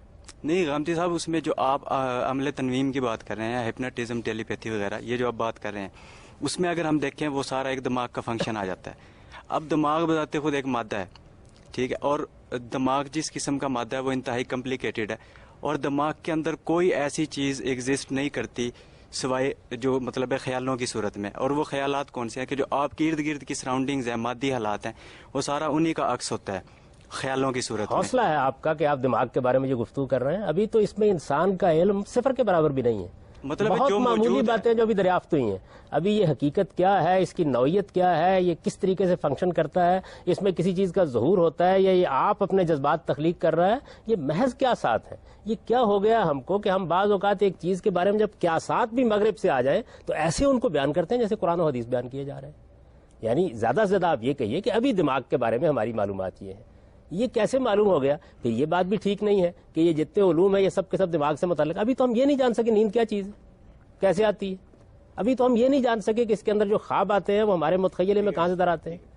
ابھی تو ہمارے لیے ایک پوری دنیا ایک بجائے خود ایک راز ہے. اس کو آگے بڑھیے اور جاننے کی کوشش کیجیے. غامدی صاحب، میرا آپ سے سوال یہ ہے کہ جیسے آپ نے بیان کیا کہ علوم دو طرح کے ہیں، ایک مادی علوم اور ایک نفسی علوم. میں آپ سے یہ پوچھنا چاہوں گا کہ مذہب کس چیز کو فوقیت دیتا ہے، یا نفسی علوم کو یا مادی علوم کو؟ مذہب کا یہ موضوع ہی نہیں ہے. مذہب کا یہ کام نہیں ہے کہ وہ ان علوم میں آپ کو بتائے کہ آپ کس کو ترجیح دیں. مذہب کا دائرہ یہ ہے کہ وہ آپ کو یہ بتائے کہ آپ کو ایک پروردگار کے حضور میں جواب دہ ہونا ہے، اس کے لیے تیاری کیسے کرنی ہے.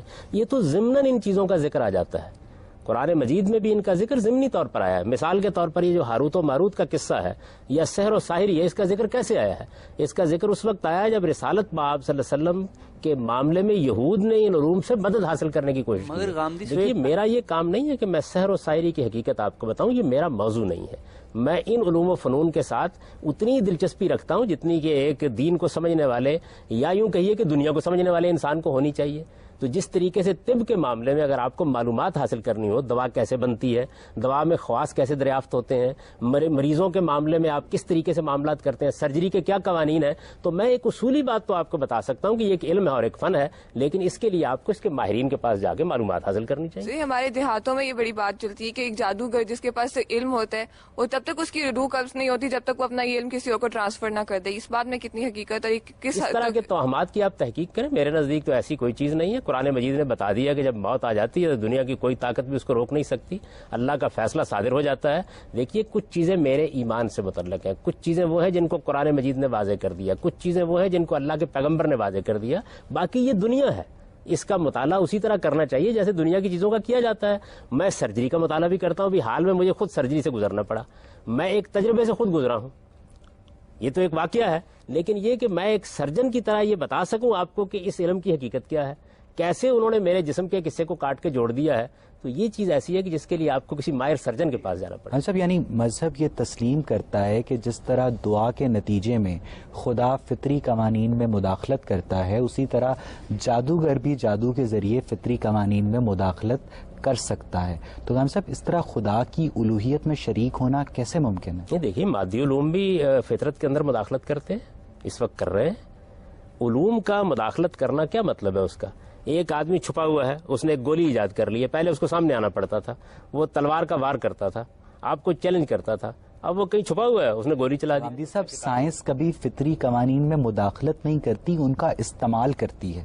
بالکل ایسے ہی وہ بھی کرتے ہیں. آپ اس کو مداخلت کے لفظ سے تعبیر کر رہے ہیں تو یہ آپ کی تعبیر ہے. قرآن مجید نے تو یہ بات نہیں. لوگ اگر ہوا میں معلق ہو جائیں، آسمان کی طرف پرواز کرنے لگیں، انسان اپنی فارم بدل لے، تو یہ فطری قوانین نہیں ہیں. جہاز کیا کرتا ہے؟ ہوا میں معلق ہو جاتا ہے نا. گاندھی صاحب، وہ گریوٹی کو ہی یوز کر کے ہوا میں معلق ہوتا ہے، وہ فطری قوانین میں سے متصادم نہیں ہے، وہ فطری قوانین کو یوز کر رہا ہے فطرت کو مسخر کرنے کے لیے. دنیا کا ہر سائنسدان فطرت کو مسخر کرتا ہے. یہ آپ کی تعبیر ہے نا کہ جادوگر فطری قوانین کو تبدیل کرتا ہے. میں تو یہ کہتا ہوں ایسے ہی تصرف کر رہا ہوتا ہے.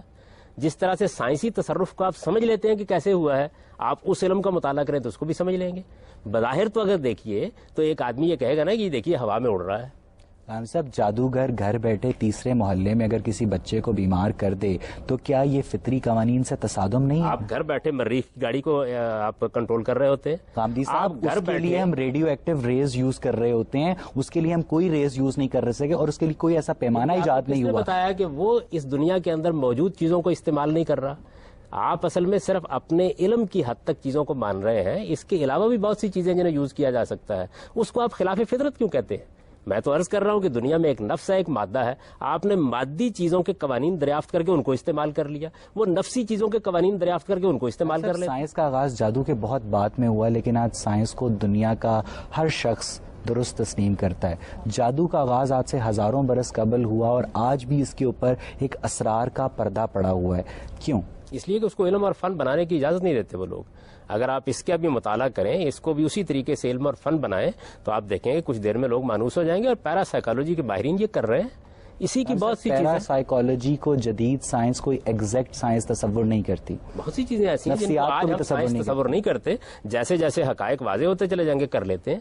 آخر سائنس بھی بہت سی تھیریز پیش کرتی ہے اور ان کے اوپر ایسا ایمان رکھتی ہے. ڈارون کا نظریہ ارتقاء جو ہے کیا حقیقت بن گیا ہے؟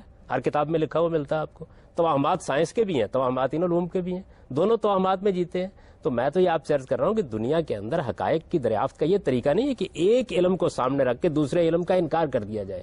نہیں، آپ اس علم کی بنیاد پر دوسرے علم کو بھی سمجھنے کی. بات یہ کہ مسلمانوں میں جو معتزلہ ہیں وہ وجود سحر کا انکار کرتے ہیں، جبکہ معترضہ کے نزدیک یہ ممکن ہے کہ انسان ہوا میں پرواز کرے، انسان گدھا بن جائے اور گدھا انسان بن جائے. اب اس ساری صورتحال کو مولوی چراغ علی اور سر سید احمد خان نے عقلی بنیادوں پر مسترد کیا ہے اور جادو کو صرف نفس انسانی کی قوت کا ظہور قرار دیا ہے. تو آپ کیسے اس افراط و تفریح کہہ رہا ہوں کہ نفس انسانی کی قوت کا ظہور ہے. فرق صرف یہ ہے کہ یہاں پر ایک پورا کا پورا سائنسی علم آپ کے سامنے آ جاتا ہے، وہاں وہ آپ کے سامنے نہیں ہوتا. میں کہتا ہوں اس کا بھی مطالعہ کریں. یہ کس نے کہا ہے کہ وہ خلاف فطرت کہاں سے کریں؟ کون سی لائبریری سے کون سی کتاب لیں اور اس کا مطالعہ کریں؟ اس کے ماہرین اب بھی موجود ہیں. ہم سب ان کو ہم کہاں ڈھونڈیں ان کو؟ جس طریقے سے باقی علوم کے ماہرین کو ڈھونڈتے ہیں. میں تو ان کا ایجنٹ نہیں ہوں کہ آپ کو بتاؤں کہ کہاں ڈھونڈیں. میں تو صرف آپ کو یہ بتا رہا ہوں کہ انسان کو ایک دائرے کے اندر کے علم میں بند نہیں ہو جانا چاہیے. جس طریقے سے مادی علوم کے بارے میں آپ دیہات میں جائیں تو لوگ آپ کا مذاق اڑائیں گے. وہ یہ کہیں گے کہ یہ لوگ جھوٹ بول رہے ہیں، یہ افسانہ تراش رہے ہیں، انسان چاند پر نہیں پہنچا، مریخ کی گاڑی کو کنٹرول نہیں کیا جا سکتا. زبان میں جن کا لغوی معنی کیا ہوتا ہے؟ جن کا ایک دیکھیے بات یہ کہ لغوی معنی کا کیا مطلب ہے. جن جب اردو میں بولا جاتا ہے تو اس کا کیا مطلب ہے؟ میں جب کہتا ہوں کہ جنات پائے جاتے ہیں، عربی زبان میں جن کا لغوی معنی چھپی ہوئی چیز، پوشیدہ چیز. اسی معنی کو سامنے رکھتے ہوئے سر سید احمد خان نے جنوں کو اپنے علم کے مطابق وائرس اور بیکٹیریا بھی قرار دیا. یہ سر سید کا کمال فن ہے. اس کی وجہ یہ ہے کہ زبان میں اصل چیز لغوی مفہوم نہیں ہوتا، اس کا استعمال ہوتا ہے. اگر کوئی آدمی ٹیلی ویژن کا لفظ ہے اور یہ کہے کہ ٹیلی کا مطلب یہ ہے اور ویژن کا مطلب یہ ہے اور یہ کہے کہ میں اپنے گھر میں دور درشن لے آیا ہوں، تو آپ مان لیں گے اس بات کو. الفاظ جب وجود پذیر ہوتے ہیں تو ایک اس کا لغوی مفہوم ہوتا ہے. سید احمد خان کی اس توجیہ سے اتفاق نہیں کرتے؟ میں تو اس کو مزے کا خیز سمجھتا ہوں. میرے نزدیک قرآن مجید بالکل واضح ہے کہ فرشتے بھی اللہ کی ایک مخلوق ہے، جنات بھی اللہ کی ایک مخلوق ہے، انسان بھی اللہ کی ایک مخلوق ہے، اور یہ بے شمار جانور جن کی اتنی اقسام ہیں کہ گننے میں نہیں آتی. بلکہ ابھی پچھلے دنوں آپ دیکھیں نیشنل جغرافک پر وہ دکھاتے ہیں کہ ایک جزیرہ دریافت ہوا ہے جس میں 10,000 نئی اقسام معلوم ہو گئی ہیں جو انسان کو پہلے معلوم نہیں تھی. تو انسان کو اپنے موجود اور حاضر علم کی بنیاد پر چیزوں کا انکار نہیں کرنا چاہیے.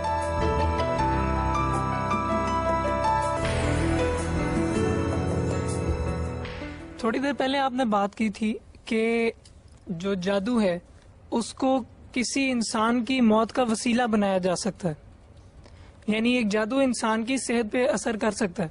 پھر اس کے بعد دوبارہ بات ہوئی کہ جادو کو آپ نے ایک نفسی علم قرار دیے. تو کیا آپ یہ کہنا چاہتے ہیں کہ اگر جادو کو کسی کی موت کی وجہ بنایا جائے، کسی کو بیماری کے طور پہ اس کو استعمال کیا جائے، تو پھر وہ اپنا علاج ایک نفسی بیماریوں کے علاج کرنے والے سائیکالوجسٹ کے پاس جائے گا؟ یہ بات یہ ہے کہ جو باتیں میں نے بیان کی ہیں ان میں نے یہ عرض کیا ہے کہ نفس بھی ایک حقیقت ہے، مادہ بھی ایک حقیقت ہے. جادو کا علم نفسی علوم میں سے ہے. بالکل اسی طرح ہاروت و ماروت پر جو علم نازل کیا گیا وہ بھی نفسی علوم میں سے ہے. مادی علوم کے آپ اکتشافات دیکھتے ہیں، اس میں آپ اپنے علم کی بنیاد پر فیصلہ کرتے ہیں کہ آپ کو ہومیوپیتھ کے پاس جانا ہے، آپ کو حکیم صاحب کے پاس جانا ہے، یا آپ کو ڈاکٹر کے پاس جانا ہے. اس کا مذہب سے کیا تعلق ہے؟ آپ اپنے علم اور مشاہدے کی بنیاد پر فیصلہ کیجیے. اس معاشرے میں بہت سے لوگ ہیں کہ جو ڈاکٹر کے پاس جانا پسند نہیں کرتے، وہ یہ کہتے ہیں جی حکیم کا علم بہت زیادہ قابل عمل ہے. بالکل اسی طرح بہت سے لوگ ہیں کہ جو ہومیوپیتھی پر ایسا ایمان رکھتے ہیں، وہ کہتے ہیں کہ یہ جو طب جدید ہے، یہ علاج بضد کی طب جو ہے ایلوپیتھی، یہ کوئی علم ہی نہیں ہے، یہ تو انسانی صحت کے لیے نقصان دہ ہے. تو یہ جو چیزیں ہیں ان کو آپ مذہب کا مسئلہ نہ بنائیے، ان کا تعلق آپ کی مذہب سے تحقیق اس کو لنک نہیں کر رہا. میں صرف یہ بات کر رہا ہوں کہ جب جسم کے خاص حصے کو تکلیف ہوتی ہے تو آپ اسپیشلسٹ کے پاس جاتے ہیں. مثلا اگر ہڈی کی کوئی پرابلم ہے تو آپ آرتھوپیڈک سرجن کے پاس جائیں گے. دماغ کا مسئلہ ہے تو آپ نیورولوجسٹ کے پاس جائیں گے. لیکن جب جادو کی کوئی مسئلہ ہوتا ہے تو ابھی آپ نے اس کو کہا کہ وہ ایک نفسی علم ہے، نفسی بیماریوں کا علاج کرنے کے لیے سائیکالوجسٹ ہوتے ہیں. تو پھر کیا جادو کا علاج کروانے کے لیے سائیکالوجسٹ کے پاس جائیں گے؟ دیکھیے یہ بات یوں نہیں ہے کہ تمام نفسی چیزوں کا علم و مطالعہ جو ماہرین نفسیات سے متعلق ہے. نفس کے بہت سے معاملات ہیں جن کا وہ علاج کرتے ہیں. دوسرے معالج بھی موجود ہیں. جس طریقے سے آپ نے یہاں پر آرتھوپیڈک سرجن کا ذکر کیا لیکن آپ نے ہڈی جوڑنے والے پہلوان کا ذکر نہیں کیا. تو ہر طرح کے لوگ موجود ہوتے ہیں جس پر آپ کو اطمینان ہوتا ہے، آپ اس کے پاس چلے جاتے ہیں. جس علم کو ہم زیادہ سائنٹیفک سمجھتے ہیں اس کی ہم تبلیغ بھی کرتے ہیں. آپ اپنے دیہات میں جا کر دیکھیں لوگ اپنے علاج معالجے کے لیے کن لوگوں کے پاس جاتے ہیں. تو میں نے کسی کو ترغیب نہیں دی کہ آپ فلاں کام کریں. میں تو ایک اصولی بات کر رہا ہوں کہ ماہرین نفسیات بھی نفسی علوم کے ماہر ہوتے ہیں.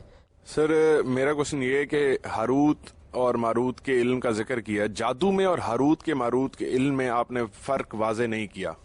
دوسری بات یہ ہے کہ حضور نبی اکرم صلی اللہ علیہ وسلم پر جب جادو کیا گیا تو قرآن کی 11 آیتیں سورہ ناس اور سورہ فلق پڑھی گئیں اس ٹائم.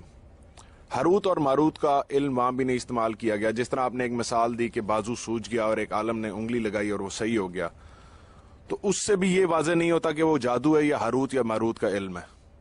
اور اس کے علاوہ حضور نبی اکرم صلی اللہ علیہ وسلم نے اپنی پوری زندگی میں کہیں یہ ظاہر نہیں ہو رہا کہ کوئی ہاروت ماروت کا علم استعمال کیا ہو، جبکہ وہ ایک رول ماڈل ہیں اسلام اور اس دین کے. رسول اللہ صلی اللہ علیہ وسلم نے تو کوئی سائنسی علم بھی استعمال نہیں کیا. وہ رول ماڈل ہے اخلاقیات میں. اس میں نہیں ہے کہ ہر علم کو ضرور استعمال کریں. نہ آپ نے جادو کا علم کبھی استعمال کیا، نہ اس طرح کے علوم استعمال کیے. آپ نے ایک پیغمبر کی حیثیت سے لوگوں کو دعوت دی، حق بتایا. یہ علوم دنیا میں موجود تھے، ان علوم کے اثرات بھی تھے، ان کے بارے میں لوگ بیان بھی کرتے تھے. جب کچھ لوگوں نے آپ کو بھی ان علوم سے نقصان پہنچانے کی کوشش کی تو اللہ تعالیٰ نے آپ کو یہ ہدایت فرمائی کہ آپ دعا کریں اللہ تعالیٰ سے. تو پیغمبر نے دعا کی، اللہ نے پیغمبر کی دعا سن لی. اور اللہ تعالیٰ نے جس طرح آپ کو مادی معاملات میں محفوظ رکھا، مثلا کچھ لوگوں نے آپ کو بلایا، تاریخ میں یہ واقعہ بیان ہوتا ہے، پتھر لڑکا کے آپ کو شہید کرنے کی کوشش کی. اللہ نے اپنے علم سے آپ کو بتا دیا. آپ کے علم میں ہے کہ خیبر کے موقع پر ایک خاتون نے زہر کھانے میں ڈال کر آپ کو کھلا دیا. اللہ نے آپ کو بتا دیا اور آپ اس سے محفوظ رہے. تو پیغمبر کا معاملہ بالکل مختلف معاملہ ہوتا ہے. پیغمبر ان علوم و فنون سے کوئی دلچسپی نہیں رکھتا. آپ نے فرمایا کہ پیغمبر نے کبھی اپنی زندگی میں سائنسی معاملہ استعمال نہیں کیا. صاحب بات یہ ہے کہ سائنس ہاروت اور ماروت یا فرشتوں کے ذریعے انسانوں تک نہیں پہنچی، لیکن جو ہاروت اور ماروت کا علم ہے، علم الکتاب ہے، وہ فرشتوں کے ذریعے انسانوں تک پہنچتا ہے. اور فرشتوں کا جو مسئلہ ہے وہ ڈائریکٹلی مذہب سے ریلیٹڈ ہے. تو کیوں نہیں حضور نے اپنی زندگی میں ہاروت اور ماروت کے علم کے نقصانات اور فوائد اپنے لوگوں تک پہنچائے؟ بات یہ ہے کہ قرآن مجید نے جتنی حقیقت بیان کرنی تھی کر دی. وہ حضوری کی پہنچائی ہوئی ہے. قرآن آپ ہی کا دیا ہوا ہے. اس سے ہمیں معلوم ہوا کہ اس علم کی حقیقت کیا ہے. یہ معلوم ہوا یہ جادو سے الگ ایک علم ہے. یہ معلوم ہوا اس کے بڑے بڑے ماہرین قدیم زمانے میں موجود رہے ہیں. بس اتنا کافی ہے. یہ حضور نے بتا دیا. استعمال کرنا کیا ضروری ہے. کیا اس بات پر سارے مفسرین متفق ہیں کہ جادو اور ہاروت اور ماروت کا علم دو مختلف چیزیں ہیں؟ بہت سے محققین. قرآن مجید بالکل سارے دیکھیے سارے کسی چیز کے اوپر متفق کب ہوا کرتے ہیں؟ مسلمانوں میں جو اکثریتی علماء ہیں وہ ہاروت اور ماروت کے علم کو جادو ہی سے تعبیر کرتے ہیں. آپ کو اکثریتی علماء کو بلا کے ان سے پوچھ لینا چاہیے. میں تو اپنی تحقیق بیان کرتا ہوں. میرے اس جلیل القدر استاد مولانا امین حسن اصلاحی نے اپنی تفسیر تدبر قرآن میں اس پر بڑا تفصیلی مقالہ لکھا ہے اور یہ بتایا کہ اس کی کوئی گنجائش نہیں. قرآن مجید دونوں علوم کو الگ الگ بیان کر رہا ہے. تو میں تو اپنی تحقیق بیان کروں گا. اچھا بات یہ ہے کہ تاریخی طور پر انسانوں نے دھاتوں کو جو سونے میں بدلنے کی کوشش کی, اس نے الکیمی یعنی کیمسٹری کو جنم دیا. اس نے ستارہ شناسی شروع کی تو اس نے سمندروں میں راستے ڈھونڈے اور ایسٹرونومی اور ایسٹرولوجی کا آغاز ہوا. اسی طرح گاندھی صاحب پہلے بیماریوں کی وجہ جن سمجھے جاتے تھے, بدروہیں سمجھی جاتی تھی, اور اب ان کی جگہ جراثیم لے چکے ہیں. تو گاندھی صاحب اسی لیے جیمز جارج فریزر نے جادو کو سیوڈو سائنس قرار دیتے ہوئے جدید سائنس کی بنیاد قرار دیا. گاندھی صاحب اب اگر مذہب ابھی بھی جادو کو برحق تسلیم کرتا ہے تو کیا جادو کی نفی مذہب کے مقدمے کو کمزور نہیں کرتی؟ یہ تو در حقیقت آپ لفظ بول رہے ہیں برحق تسلیم کرتا ہے. اس کا ذکر کرتا ہے کہ یہ ایک علوم میں سے علم ہے, اس کی نوعیت کیا ہے, اس کی حقیقت کیا ہے, اس کے بارے میں کوئی بات نہیں جس کو مذہب نے اپنا موضوع بنایا ہو. ایک علم ہے, موجود ہے. شعبدہ بازی ہے تو تب بھی ایک علم ہے. انسان کے اگر متخیلے پر اثر انداز ہوتا ہے تب بھی ایک علم ہے. ایک نفسی حقیقت ہے تب بھی ایک علم ہے. تو ایک علم کے طور پر اس کا ذکر کرتا ہے. بس وہ بھی قرآن مجید نے اس لیے ذکر کیا کہ بعض لوگوں نے اس علم کو استعمال کرنا چاہا پیغمبروں کے مقابلے میں, ورنہ مذہب کا یہ موضوع ہی نہیں ہے. مذہب کا موضوع آپ کے اخلاق کی تطہیر ہے اور آپ کو یہ ہدایت دینا ہے کہ آپ خدا کی بارگاہ میں کیسے کامیاب ہوں.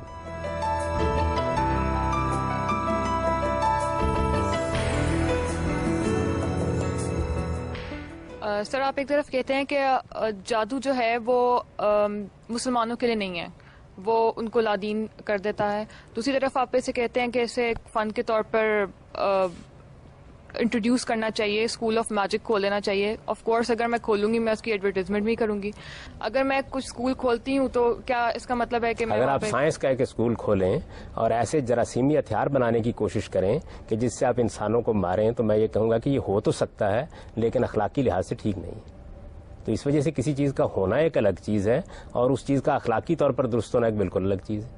آپ یہ دیکھیے کہ بہت سے لوگ ہیں کہ جنہوں نے انسانوں کو مارنے کے ایسے ایسے طریقے ایجاد کر لیے ہیں اب جو حیرت انگیز ہیں. تو میں یہ کہوں گا نا کہ یہ آپ کے لیے اخلاقی طور پر ٹھیک نہیں. ہمارے ہاں خود کش بمبار کس طریقے سے انسانوں کے پرچے اڑا دیتے ہیں, تو یہ ہو تو جاتا ہے, روز دیکھتے ہیں, لیکن ہمیں یہ بتانا پڑتا ہے کہ یہ اخلاقی طور پر ٹھیک نہیں. کسی معصوم کو آپ مار نہیں سکتے. ٹھیک ہے, ہم نے دو باتیں سیکھی. ایک یہ کہ یہ ایک نفسی علم ہے کہ ٹھیک ہے جی نفس کے متعلق ہے. جب نفس کی بات ہم شروع کرتے ہیں تو علماء یہ فرماتے ہیں کہ آپ جائیے شیاطین کے پاس. جب آپ کو یہ شروع کرنا پڑتا ہے, آپ کو اپنے اچھے کام ختم کرنے پڑتے ہیں, آپ کو اپنا اسلام چھوڑنا پڑتا ہے, آپ کو شیاطین کے پاس جانا پڑتا ہے. گاندھی صاحب ذرا یہ بتائیے گا یہ شیاطین کون ہے؟ یہ تو ان سے پوچھیے جو آپ کو اس کی ترغیب دیتے ہیں کہ جائیں آپ. میں تو قرآن مجید کی روشنی میں آپ کو یہ بتا سکتا ہوں کہ شیطان کا لفظ ایک ایڈجیکٹو ہے. اس کا مطلب ہے وہ ہستی, وہ مخلوق جو سرکش ہو جائے, تمرد اختیار کر لے. وہ قرآن کہتا ہے کہ انسانوں میں سے بہت سے لوگ ہوتے ہیں, جنات میں بھی ہوتے ہیں. یعنی گاندھی صاحب جو شخص سرکش ہو جائے گا وہ شیطان ہو جائے گا. یہ تو ایک ایڈجیکٹو ہے نا. جس طریقے سے آپ بولتے ہیں بچے کو, آپ شرارتیں کر رہا, آپ کہتے ہیں بڑے شیطان ہو. گاندھی صاحب کوئی ایک تو ہوگا نا, کوئی یا تو وہ جن ہوگا یا وہ انسان ہوگا. دونوں میں سے ہو سکتے ہیں. سرکشی جو بھی اختیار کر لے گا ہو جائے گا. بچہ اگر کوئی شیطنت کرتا ہے تو اسے بھی شیطان کہہ سکتے ہیں, اور سیاسی لیڈر شیطنت پر اتر آئیں تو ان کو بھی شیطان کہہ سکتے ہیں. آپ نے کہا کہ چلیں جن شیطان ہو سکتے ہیں, ٹھیک ہے, یعنی کہ جن شیطان ہوتے ہیں, اب یہ بات آپ مان گئے ہیں. آپ یہ بتائیے کہ اگر جن شیطان ہے, جنوں میں اچھے لوگ بھی ہوتے ہیں, برے لوگ بھی ہوتے ہیں. یہ بات ہمیں قرآن نے بتا دی. جو برے ہوتے ہیں وہ اپنا نالج کہاں سے حاصل کرتے ہیں؟ جنوں میں سے جو برے ہوتے ہیں جی, جیسے انسان اپنا علم حاصل کرتے ہیں. انسانوں کی تو رہنمائی کے لیے پیغمبر بھیجے اللہ تعالیٰ نے, رہنمائی کے لیے پیغمبر بھیجے. قرآن نے تو واضح الفاظ میں بیان کر دیا کہ ہم نے اے جنوں اور اے انسانوں تمہارے اندر سے تمہاری طرف پیغمبر بھیجے. الم یاتکم رسل منکم, قرآن مجید کے الفاظ یہ دونوں کی طرف پیغمبر آئے. اب صاحب بات یہ ہے کہ اگر جنوں اور انسانوں دونوں پر پیغمبر آئے تو جو سورہ رحمان کا واقعہ ہمیں بتایا جاتا ہے کہ جنوں کا ایک گروہ آن حضور کی تلاوت سن کر مسلمان ہو گیا, تو کیا جنوں کے اوپر کوئی آخری نبی نہیں آیا تھا کہ وہ آن حضور کے جسمانی وجود کی تلاوت سن کر مسلمان ہو گیا؟ دیکھیے یہ تو وہاں بیان ہی نہیں ہوا کہ مسلمان ہو گیا. انہوں نے تحسین کی, انہوں نے کہا کہ یہ وہی ہدایت ہے جو اس سے پہلے موسیٰ پر نازل ہوئی تھی. وہ ہمیں دیکھتے ہیں اس لیے وہ ہماری باتوں کو سنتے ہیں تو اس کی داد بھی دیتے ہیں. ہم انہیں دیکھتے ہوتے تو ہم بھی دیتے. بات یہ ہے پیغمبروں کی کہ بات سنتے ہیں. جن انسانوں کی زبان سمجھ سکتے ہیں تو کیا انسان بھی جنوں کی زبان سمجھ سکتے ہیں؟ یہ ان لوگوں سے پوچھیے جن کو جنات سے رابطہ رہتا ہے. جن انسانوں کی زبان سمجھ سکتے ہیں یہ تو قرآن سے معلوم ہو گیا. جن انسانوں کو دیکھ سکتے ہیں یہ بات بھی قرآن سے معلوم ہو گئی. انسان جنوں کے ساتھ کیا معاملہ کر سکتے ہیں یہ قرآن مجید میں زیر بحث نہیں آیا. اس کے لیے آپ کو ان ماہرین کے پاس جانا چاہیے, معلوم کریں. مذہب حضرت آدم کی زبان کا نام بتانے سے قاصر ہے, اسی طرح مذہب جنوں کی زبان کا نام بتانے سے بھی قاصر ہے. تو کیا یہ بات جنوں کی اصلاً موجودگی پر سوال نہیں اٹھاتی؟ بات یہ کہ یہ مذہب کا موضوع ہے کہ وہ لوگوں کو بتائے کہ آدم علیہ السلام کی زبان کون سی تھی. اس کا کام ہے کہ وہ یہ بتائے کہ تاریخ میں کیا واقعات. مذہبی ناقدین یہ کہتے ہیں کہ جب کوئی داستان بنائی جاتی ہے تو اس کے اندر کچھ لوپ ہولز رہ جاتے ہیں جن کو بعد میں یہ کہہ کے جسٹیفائی کیا جاتا ہے. بات یہ کہ داستان تو بنانے کا کام کبھی کرتا ہی نہیں مذہب. وہ تو آپ کو کوئی واقعہ بھی سناتا ہے تو اصل میں جو حقائق وہ بیان کرنا چاہتا ہے اس کے اس بات کے لیے سناتا ہے. مثلا قرآن مجید میں قصہ آدم آیا ہے یا قصہ آدم و ابلیس آیا ہے, تو اس میں جو حقائق بتانے مقصود ہیں وہ ہیں جو قرآن. ہم نہیں جانتے کہ جنوں کی زبان کون سی ہے, ہمیں نہیں معلوم. ہم آگے چلتے ہیں. ہندوستانی شہر گجرات میں ایک عامل ہیں جن کا نام ہے شیخ عبد المعید. انہوں نے کتاب لکھی جواہر الخمسہ, اور اس میں انہوں نے جن پکڑنے کا ایک منتر بیان کیا جس کے مطابق یا دانوشو یا ہاشو یا رابوشو کے الفاظ 24,800 دفعہ ادا کرنے سے جنوں کو حاضر کیا جا سکتا ہے. اب اس بات میں کس حد تک صداقت ہے یہ ایک الگ بحث ہے, ہم اس میں نہیں پڑھتے. بات یہ ہے کہ ایک طرف مذہب جنوں کو پیغمبر کے ماتحت کرتا ہے صرف خدا کے حکم سے, اور دوسری جانب ایک عامل کئی عامل جیسا کہ آپ نے بھی مانا جنوں کو کیپچر کرنے پر قادر ہیں. تو ہم صاحب یہ کیا افراط و تفریط نہیں؟ میں نے یہ تو نہیں کہا قادر ہے, میں نے یہ کہا کہ لوگ بیان کرتے ہیں. میں نہ اس کی نفی کرتا ہوں نہ اس کا اس بات کرتا ہوں. میں تو اتنی بات جانتا ہوں جتنی بات اللہ کی کتاب میں بیان ہو گئی ہے. اللہ کے پیغمبروں کو جو معجزات دیے جاتے ہیں وہ براہ راست اللہ کے اذن سے دیے جاتے ہیں. ان میں اللہ تعالیٰ تصرف کی صلاحیت پیدا کرتا ہے. وہ ایک حقیقت ہوتے ہیں. دنیا میں دوسرے علوم و فنون بھی ہیں. سائنس ایک علم ہے, موجودہ زمانے میں وجود پذیر ہو گیا. اب اس کو آپ مذہب سے متصادم کھڑا کر کے کیا چیز حاصل کرنا چاہتے ہیں؟ یہ ایک علم ہے, اسی طرح وہ بھی علوم ہے. تو مذہب میں جب کبھی کسی معجزے کا ذکر ہوتا ہے تو اس سے مقصود تو یہ ہوتا ہے کہ اس فن کے ماہرین جو اس زمانے میں پائے جاتے ہیں وہ بھی یہ ماننے پر مجبور ہو جاتے ہیں کہ یہ ہمارے فن کی چیز نہیں ہے.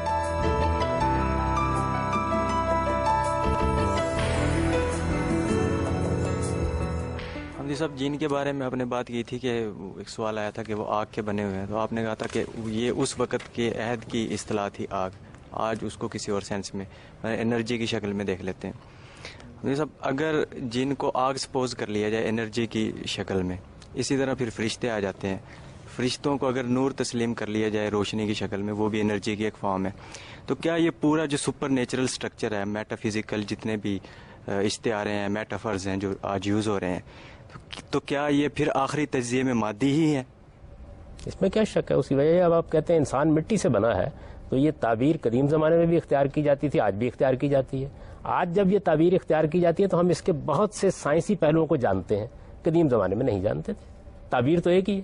تو پھر کیا مادے سے ہٹ کے, مادی سٹرکچر سے ہٹ کے جو آج مطلب ہے اس عہد کے اندر جو علماء کرام ہیں انہوں نے ایک پورا سپر سٹرکچر ایک بنایا ہوا ہے اسی ڈیوائن کانسیپٹ کے اوپر, تو پھر کیا وہ سارا جھوٹا ہے؟ نہیں, کیا وہ بتایا نا کون سا. میں تو قرآن مجید سے واقف ہوں اور اللہ کے پیغمبر سے واقف ہوں. اس میں انہوں نے یہ بتایا خدا ہے, ظاہر ہے کہ وہ کوئی مادی حقیقت نہیں ہے. وہ اس مادے سے ماورا ہے, وہ زمان و مکان سے ماورا ہے, وہ ظاہر بھی ہے, باطن بھی ہے, وہ اول بھی ہے, وہ آخر بھی ہے. اس کا تعارف میں آپ کو کرا سکتا ہوں, میں اس کے سنن آپ کو بتا سکتا ہوں. میں یہ آپ کو بتا سکتا ہوں کہ اللہ تعالیٰ وہی بھیجتے ہیں, وہ اللہ کا امر ہوتا ہے. اس کی حقیقت کیا ہے میں نہیں جانتا, لیکن یہ ضرور جانتا ہوں کہ اللہ کی طرف سے وہی آتی ہے. تو جو حقائق قرآن مجید نے بیان کیے ہیں ان کو بیان کرنا چاہیے. قرآن نے تو ہمیں دیکھیے کتنی اعلیٰ تعلیم دی ہے. یہ بتایا کہ یہ جتنے معاملات ہیں جو اس نادیدہ عالم سے تعلق رکھتے ہیں ان میں متشابہات کا اسلوب اختیار کیا جاتا ہے. جن کے دلوں میں ٹیڑھ ہوتی ہے وہ ان کی حقیقت کے در پہ ہوتے ہیں. اس سے جو اصل بات بیان کرنا مقصود ہے وہ حاصل ہو گئی ہم کو. نہیں, لیکن حمدی صاحب یہ خاص تو پھر مادے کے اندر بھی موجود ہیں. مادے کے اوپر ایک واضح طور پہ سائنسی ایک رائے موجود ہے کہ مادہ جو ہے نا وہ تخلیق کیا جا سکتا ہے, نہ فنا کیا جا سکتا ہے. اسی طرح مادے کے اندر کے جو ڈائلیکٹکس ہیں اس کا جو ایوولوشنری پروسیس ہے وہ ہر وقت چینج ہو رہا ہے, ڈیولپ ہو رہا ہے. ٹھیک ہے, اب وہ پروسیس بھی کسی انسان کے ہاتھ میں نہیں ہے. تو پھر وہی خاص جو خدا میں پائے جاتے ہیں تو کیا وہ مادے میں نہیں پائے جاتے؟ اسی وجہ سے دونوں نقطہ نظر ہمیشہ موجود رہے ہیں. مذہب نے یہ بتایا کہ یہ ایک غلط فہمی ہے, ذات خداوندی اس سے ماورا ہے. تو نقطہ نظر رہے ہیں. آپ کو معلوم ہے کہ وحدت الوجود کا نقطہ نظر خالق کائنات کے ظہور کو اسی کائنات کی صورت میں تسلیم کرتا ہے. تو انسانوں کو حق حاصل ہے کہ وہ سوچیں، غور کریں، اپنی ایک رائے دیں، لیکن پھر قرآن مجید آپ کو یہ بتاتا ہے کہ یہ حقیقت نہیں ہے. آپ غلط فہمی میں مبتلا ہو گئے ہیں، آپ اس مادی حقیقت پر خدا کو قیاس کرنے کی غلطی کر رہے ہیں، خدا اس سے مانگ رہا ہے. آپ سے یہ سوال پوچھنا تھا کہ علم جو آپ نے اس کو شروع ہم نے گفتگو کی، اس کو ہم اس طرح چین آؤٹ کر سکتے ہیں کہ ایک علم جو فرشتوں کی طرف سے آیا انسانوں تک، اس کا استعمال جو ہے وہ اس کو دو کیٹیگریز میں ڈفرینشیٹ کرتا ہے، ایک جادو اور ایک دوسرا. کیسا ہم چین آؤٹ کر سکتے ہیں آپ کی شروع کی باتوں سے؟ نہیں، یہ دو الگ الگ علوم ہیں. ایک علم سحر ہے، وہ انسانوں کی اپنی ایجاد ہے، وہ اللہ نے نازل نہیں کیا، لیکن جس طرح دوسرے علم کی صلاحیت انسان کو بخشی ہے، اسی صلاحیت سے اس نے اس علم کو بھی ایجاد کر لیا. ایک علم وہ ہے کہ جو فرشتوں کے ذریعے سے اتارا گیا، اس کو قرآن نے بیان کر دیا کہ 2 فرشتوں کے ذریعے سے بابل میں اتارا گیا اور ان سے لوگ یہ سیکھ لیتے تھے. یہ دو بالکل الگ الگ چیزیں. ان دونوں کو اڈاپٹ کرنے میں کوئی مسئلہ نہیں ہے، اس کا استعمال برا بناتا ہے اس کو. سحر کے بارے میں نے عرض کر دیا کہ آپ اس کو جب سیکھیں گے تو آپ کو اپنے ایمان اور عقیدے سے دستبردار ہونا پڑے گا، اس وجہ سے آپ کو روکا جائے گا. اس علم میں آپ کو ایمان عقیدے سے دستبردار نہیں ہونا پڑتا. یہ علم آپ سیکھ سکتے ہیں، اچھے ذرائع سے سیکھ سکتے ہیں، لیکن سیکھنے کے بعد اس کا استعمال برا بھی کر سکتے ہیں، اچھا بھی کر سکتے ہیں، جس طرح سائنسی علم کا کر سکتے ہیں. نامی صاحب، اب بات یہ ہے کہ کسی بھی مافوق الفطرت یا مابعد الطبیعتی علم کا اچھا استعمال کیا ہو سکتا ہے؟ جس طریقے سے مادی چیزوں کا اچھا استعمال اور برا استعمال، اس سے ہم کینسر ہاسپٹلس بناتے ہیں، سڑکیں بناتے ہیں، لوگوں کو ٹھیک کرتے ہیں، ان کی بھلائی کے کام کرتے ہیں. کسی بھی مابعد الطبیعتی علم کا اچھا استعمال کیا ہو سکتا ہے؟ ایک بہت اچھا استعمال تو یہ ہے کہ اگر کوئی سحر و شاعری کے ذریعے سے آپ کو نقصان پہنچانے کی کوشش کرتا ہے تو آپ اس کا مقابلہ کر سکتے ہیں. کاؤنٹر ہو گیا نا، یہ تو کاؤنٹر اچھا استعمال ہے. یہ تو کاؤنٹر ہو گیا. کیا اس سے ہم لوگوں کی فلاح و بہبود کا کوئی کام لے سکتے ہیں؟ یہ بات میرے علم میں نہیں ہے، اس لیے کہ میں نے درج کر دیا کہ آپ ان علوم کی تحقیق کیجئے. قرآن مجید ان علوم کا ماخذ نہیں ہے، اس میں اعظم وہ کیا تو چیز ان ہے؟ کا ذکر کرتا ہے. اس میں اعظم کیا چیز ہے؟ میں نہیں جانتا. اس کا کوئی تصور نہ قرآن مجید میں پایا جاتا ہے، نہ کسی صحیح حدیث میں پایا جاتا ہے. لوگ عام طور پر یہ چیز استعمال کرتے ہیں. اللہ تعالیٰ نے اپنے نام بھی بتا دیا ہے، اپنے صفاتی نام بھی بتا دیے ہیں، اور میں اگر غور کروں تو میں اگر اس میں اعظم کہوں گا تو اللہ ہی کے نام کو کہوں گا. لیکن اس معاملے میں لوگ جو باتیں بیان کرتے ہیں، قرآن میں یہ تعبیر نہیں آئی، کسی صحیح حدیث میں بھی یہ تعبیر نہیں. ایسا بات یہ ہے کہ قدیم زمانے میں جو قبائل تھے وہ جادوئی رسومات شمع ادا کیا کرتے تھے، اور آج یہ رسومات یہودیوں میں قبالسٹ اور مسلمانوں میں پیر فقیر ادا کرتے ہیں. ایسا بات یہ ہے کہ کیا ان قدیم رسومات کو ہر سامی مذہب نے اپنے اپنے رواجات کے مطابق کسٹمائز کر لیا ہے، اور کس طرح کچھ مخصوص کلمات جنہیں ہم منتر کہتے ہیں فطری قوانین میں تبدیلی لانے کا موجب ہو سکتے ہیں؟ دیکھیے، یہ فطری قوانین آپ کہتے ہیں، میں تو یہ کہتا ہوں کہ وہ بھی ایک فن ہے، وہ بھی ایک فن ہے. جس طریقے سے سائنس کے بارے میں ہم جانتے ہیں کہ بظاہر جو چیز ہمیں قوانین کو توڑتی نظر آ رہی ہوتی ہے وہ انہی قوانین کے مطالعے سے پیدا ہوتی ہے، اسی طرح نفسی علوم کے ماہرین بھی ان قوانین کا مطالعہ کرتے ہیں اور ان کی بنیاد پر یہ معجزے دکھا دیتے ہیں. تو آپ اس کو کیوں فوق فطری کہتے ہیں؟ فوق فطری کا لفظ تو اصل میں ایک ریلیٹو لفظ ہے. جو چیز آپ کی سمجھ میں ابھی نہیں آئی آپ اسے فوق فطری کہہ دیتے ہیں، اس کے سوا کچھ نہیں. ٹھیک ہے نام صاحب، یہاں پہ ہم آج کے پروگرام کا اختتام کرتے ہیں. ناظرین، نامعلوم سے معلوم تک کا سفر کبھی آسان نہیں ہوتا، مگر پھر بھی آج ہم نے علم کے مسافر بن کر مذہب میں جادو اور جنوں سے متعلق فہم کی چند منازل طے کرنے کی کوشش کی. اس دوران ہم نے جانا کہ مذہب جادو کی نفی نہیں کرتا، لیکن ناظرین بات یہ ہے کہ معاشرہ جادو اور شعبدہ بازی کے مابین فرق کرنے کی صحیح نہیں کرتا، اور اسی لیے آج بھی اگر کسی کی بیوی سرکش ہو، ساس لڑاکا ہو، بچہ بیمار ہو، سر پہ امتحان ہو، خاوند ظالم ہو، عشق مجبور ہو، جوڑا اولاد نرینہ سے محروم ہو، گندم کو کنگھی پڑی ہو یا بھینس کو موکھر کی شکایت ہو، ہمارے دیہاتوں میں بالخصوص اور ہمارے شہروں میں بالعموم ان مسائل کا حل ان پیروں فقیروں کے آستانوں پر تلاش کیا جاتا ہے جو ان مسائل کے ساتھ ساتھ مرگی یعنی ایپیلیپسی کو بھی جنوں کی کارروائی قرار دے کر دونوں ہاتھوں سے سادہ لوہ عوام کو لوٹتے ہیں، اور یہی عوام ان چکروں میں پڑ کر اپنی دولت اور وقت کے ساتھ ساتھ بسا اوقات اپنی عزت بھی برباد کر بیٹھتے ہیں. ایسے میں معاشرے کے تعلیم یافتہ، مذہبی اور سیکولر دونوں طبقوں کا یہ فرض بنتا ہے کہ وہ آگے بڑھ کر نقل کو اصل سے جدا کرنے کی کوشش کریں، کیونکہ بسا اوقات معاشرے میں حق غائب نہیں صرف پوشیدہ ہوتا ہے. اس امید کے ساتھ کہ آپ کا آنے والا کل آپ کے گزرے ہوئے کل سے کہیں بہتر ہو، اپنے میزبان اویس اقبال اور پروگرام غامدی کی پوری ٹیم کو اجازت دیجیے. خدا حافظ.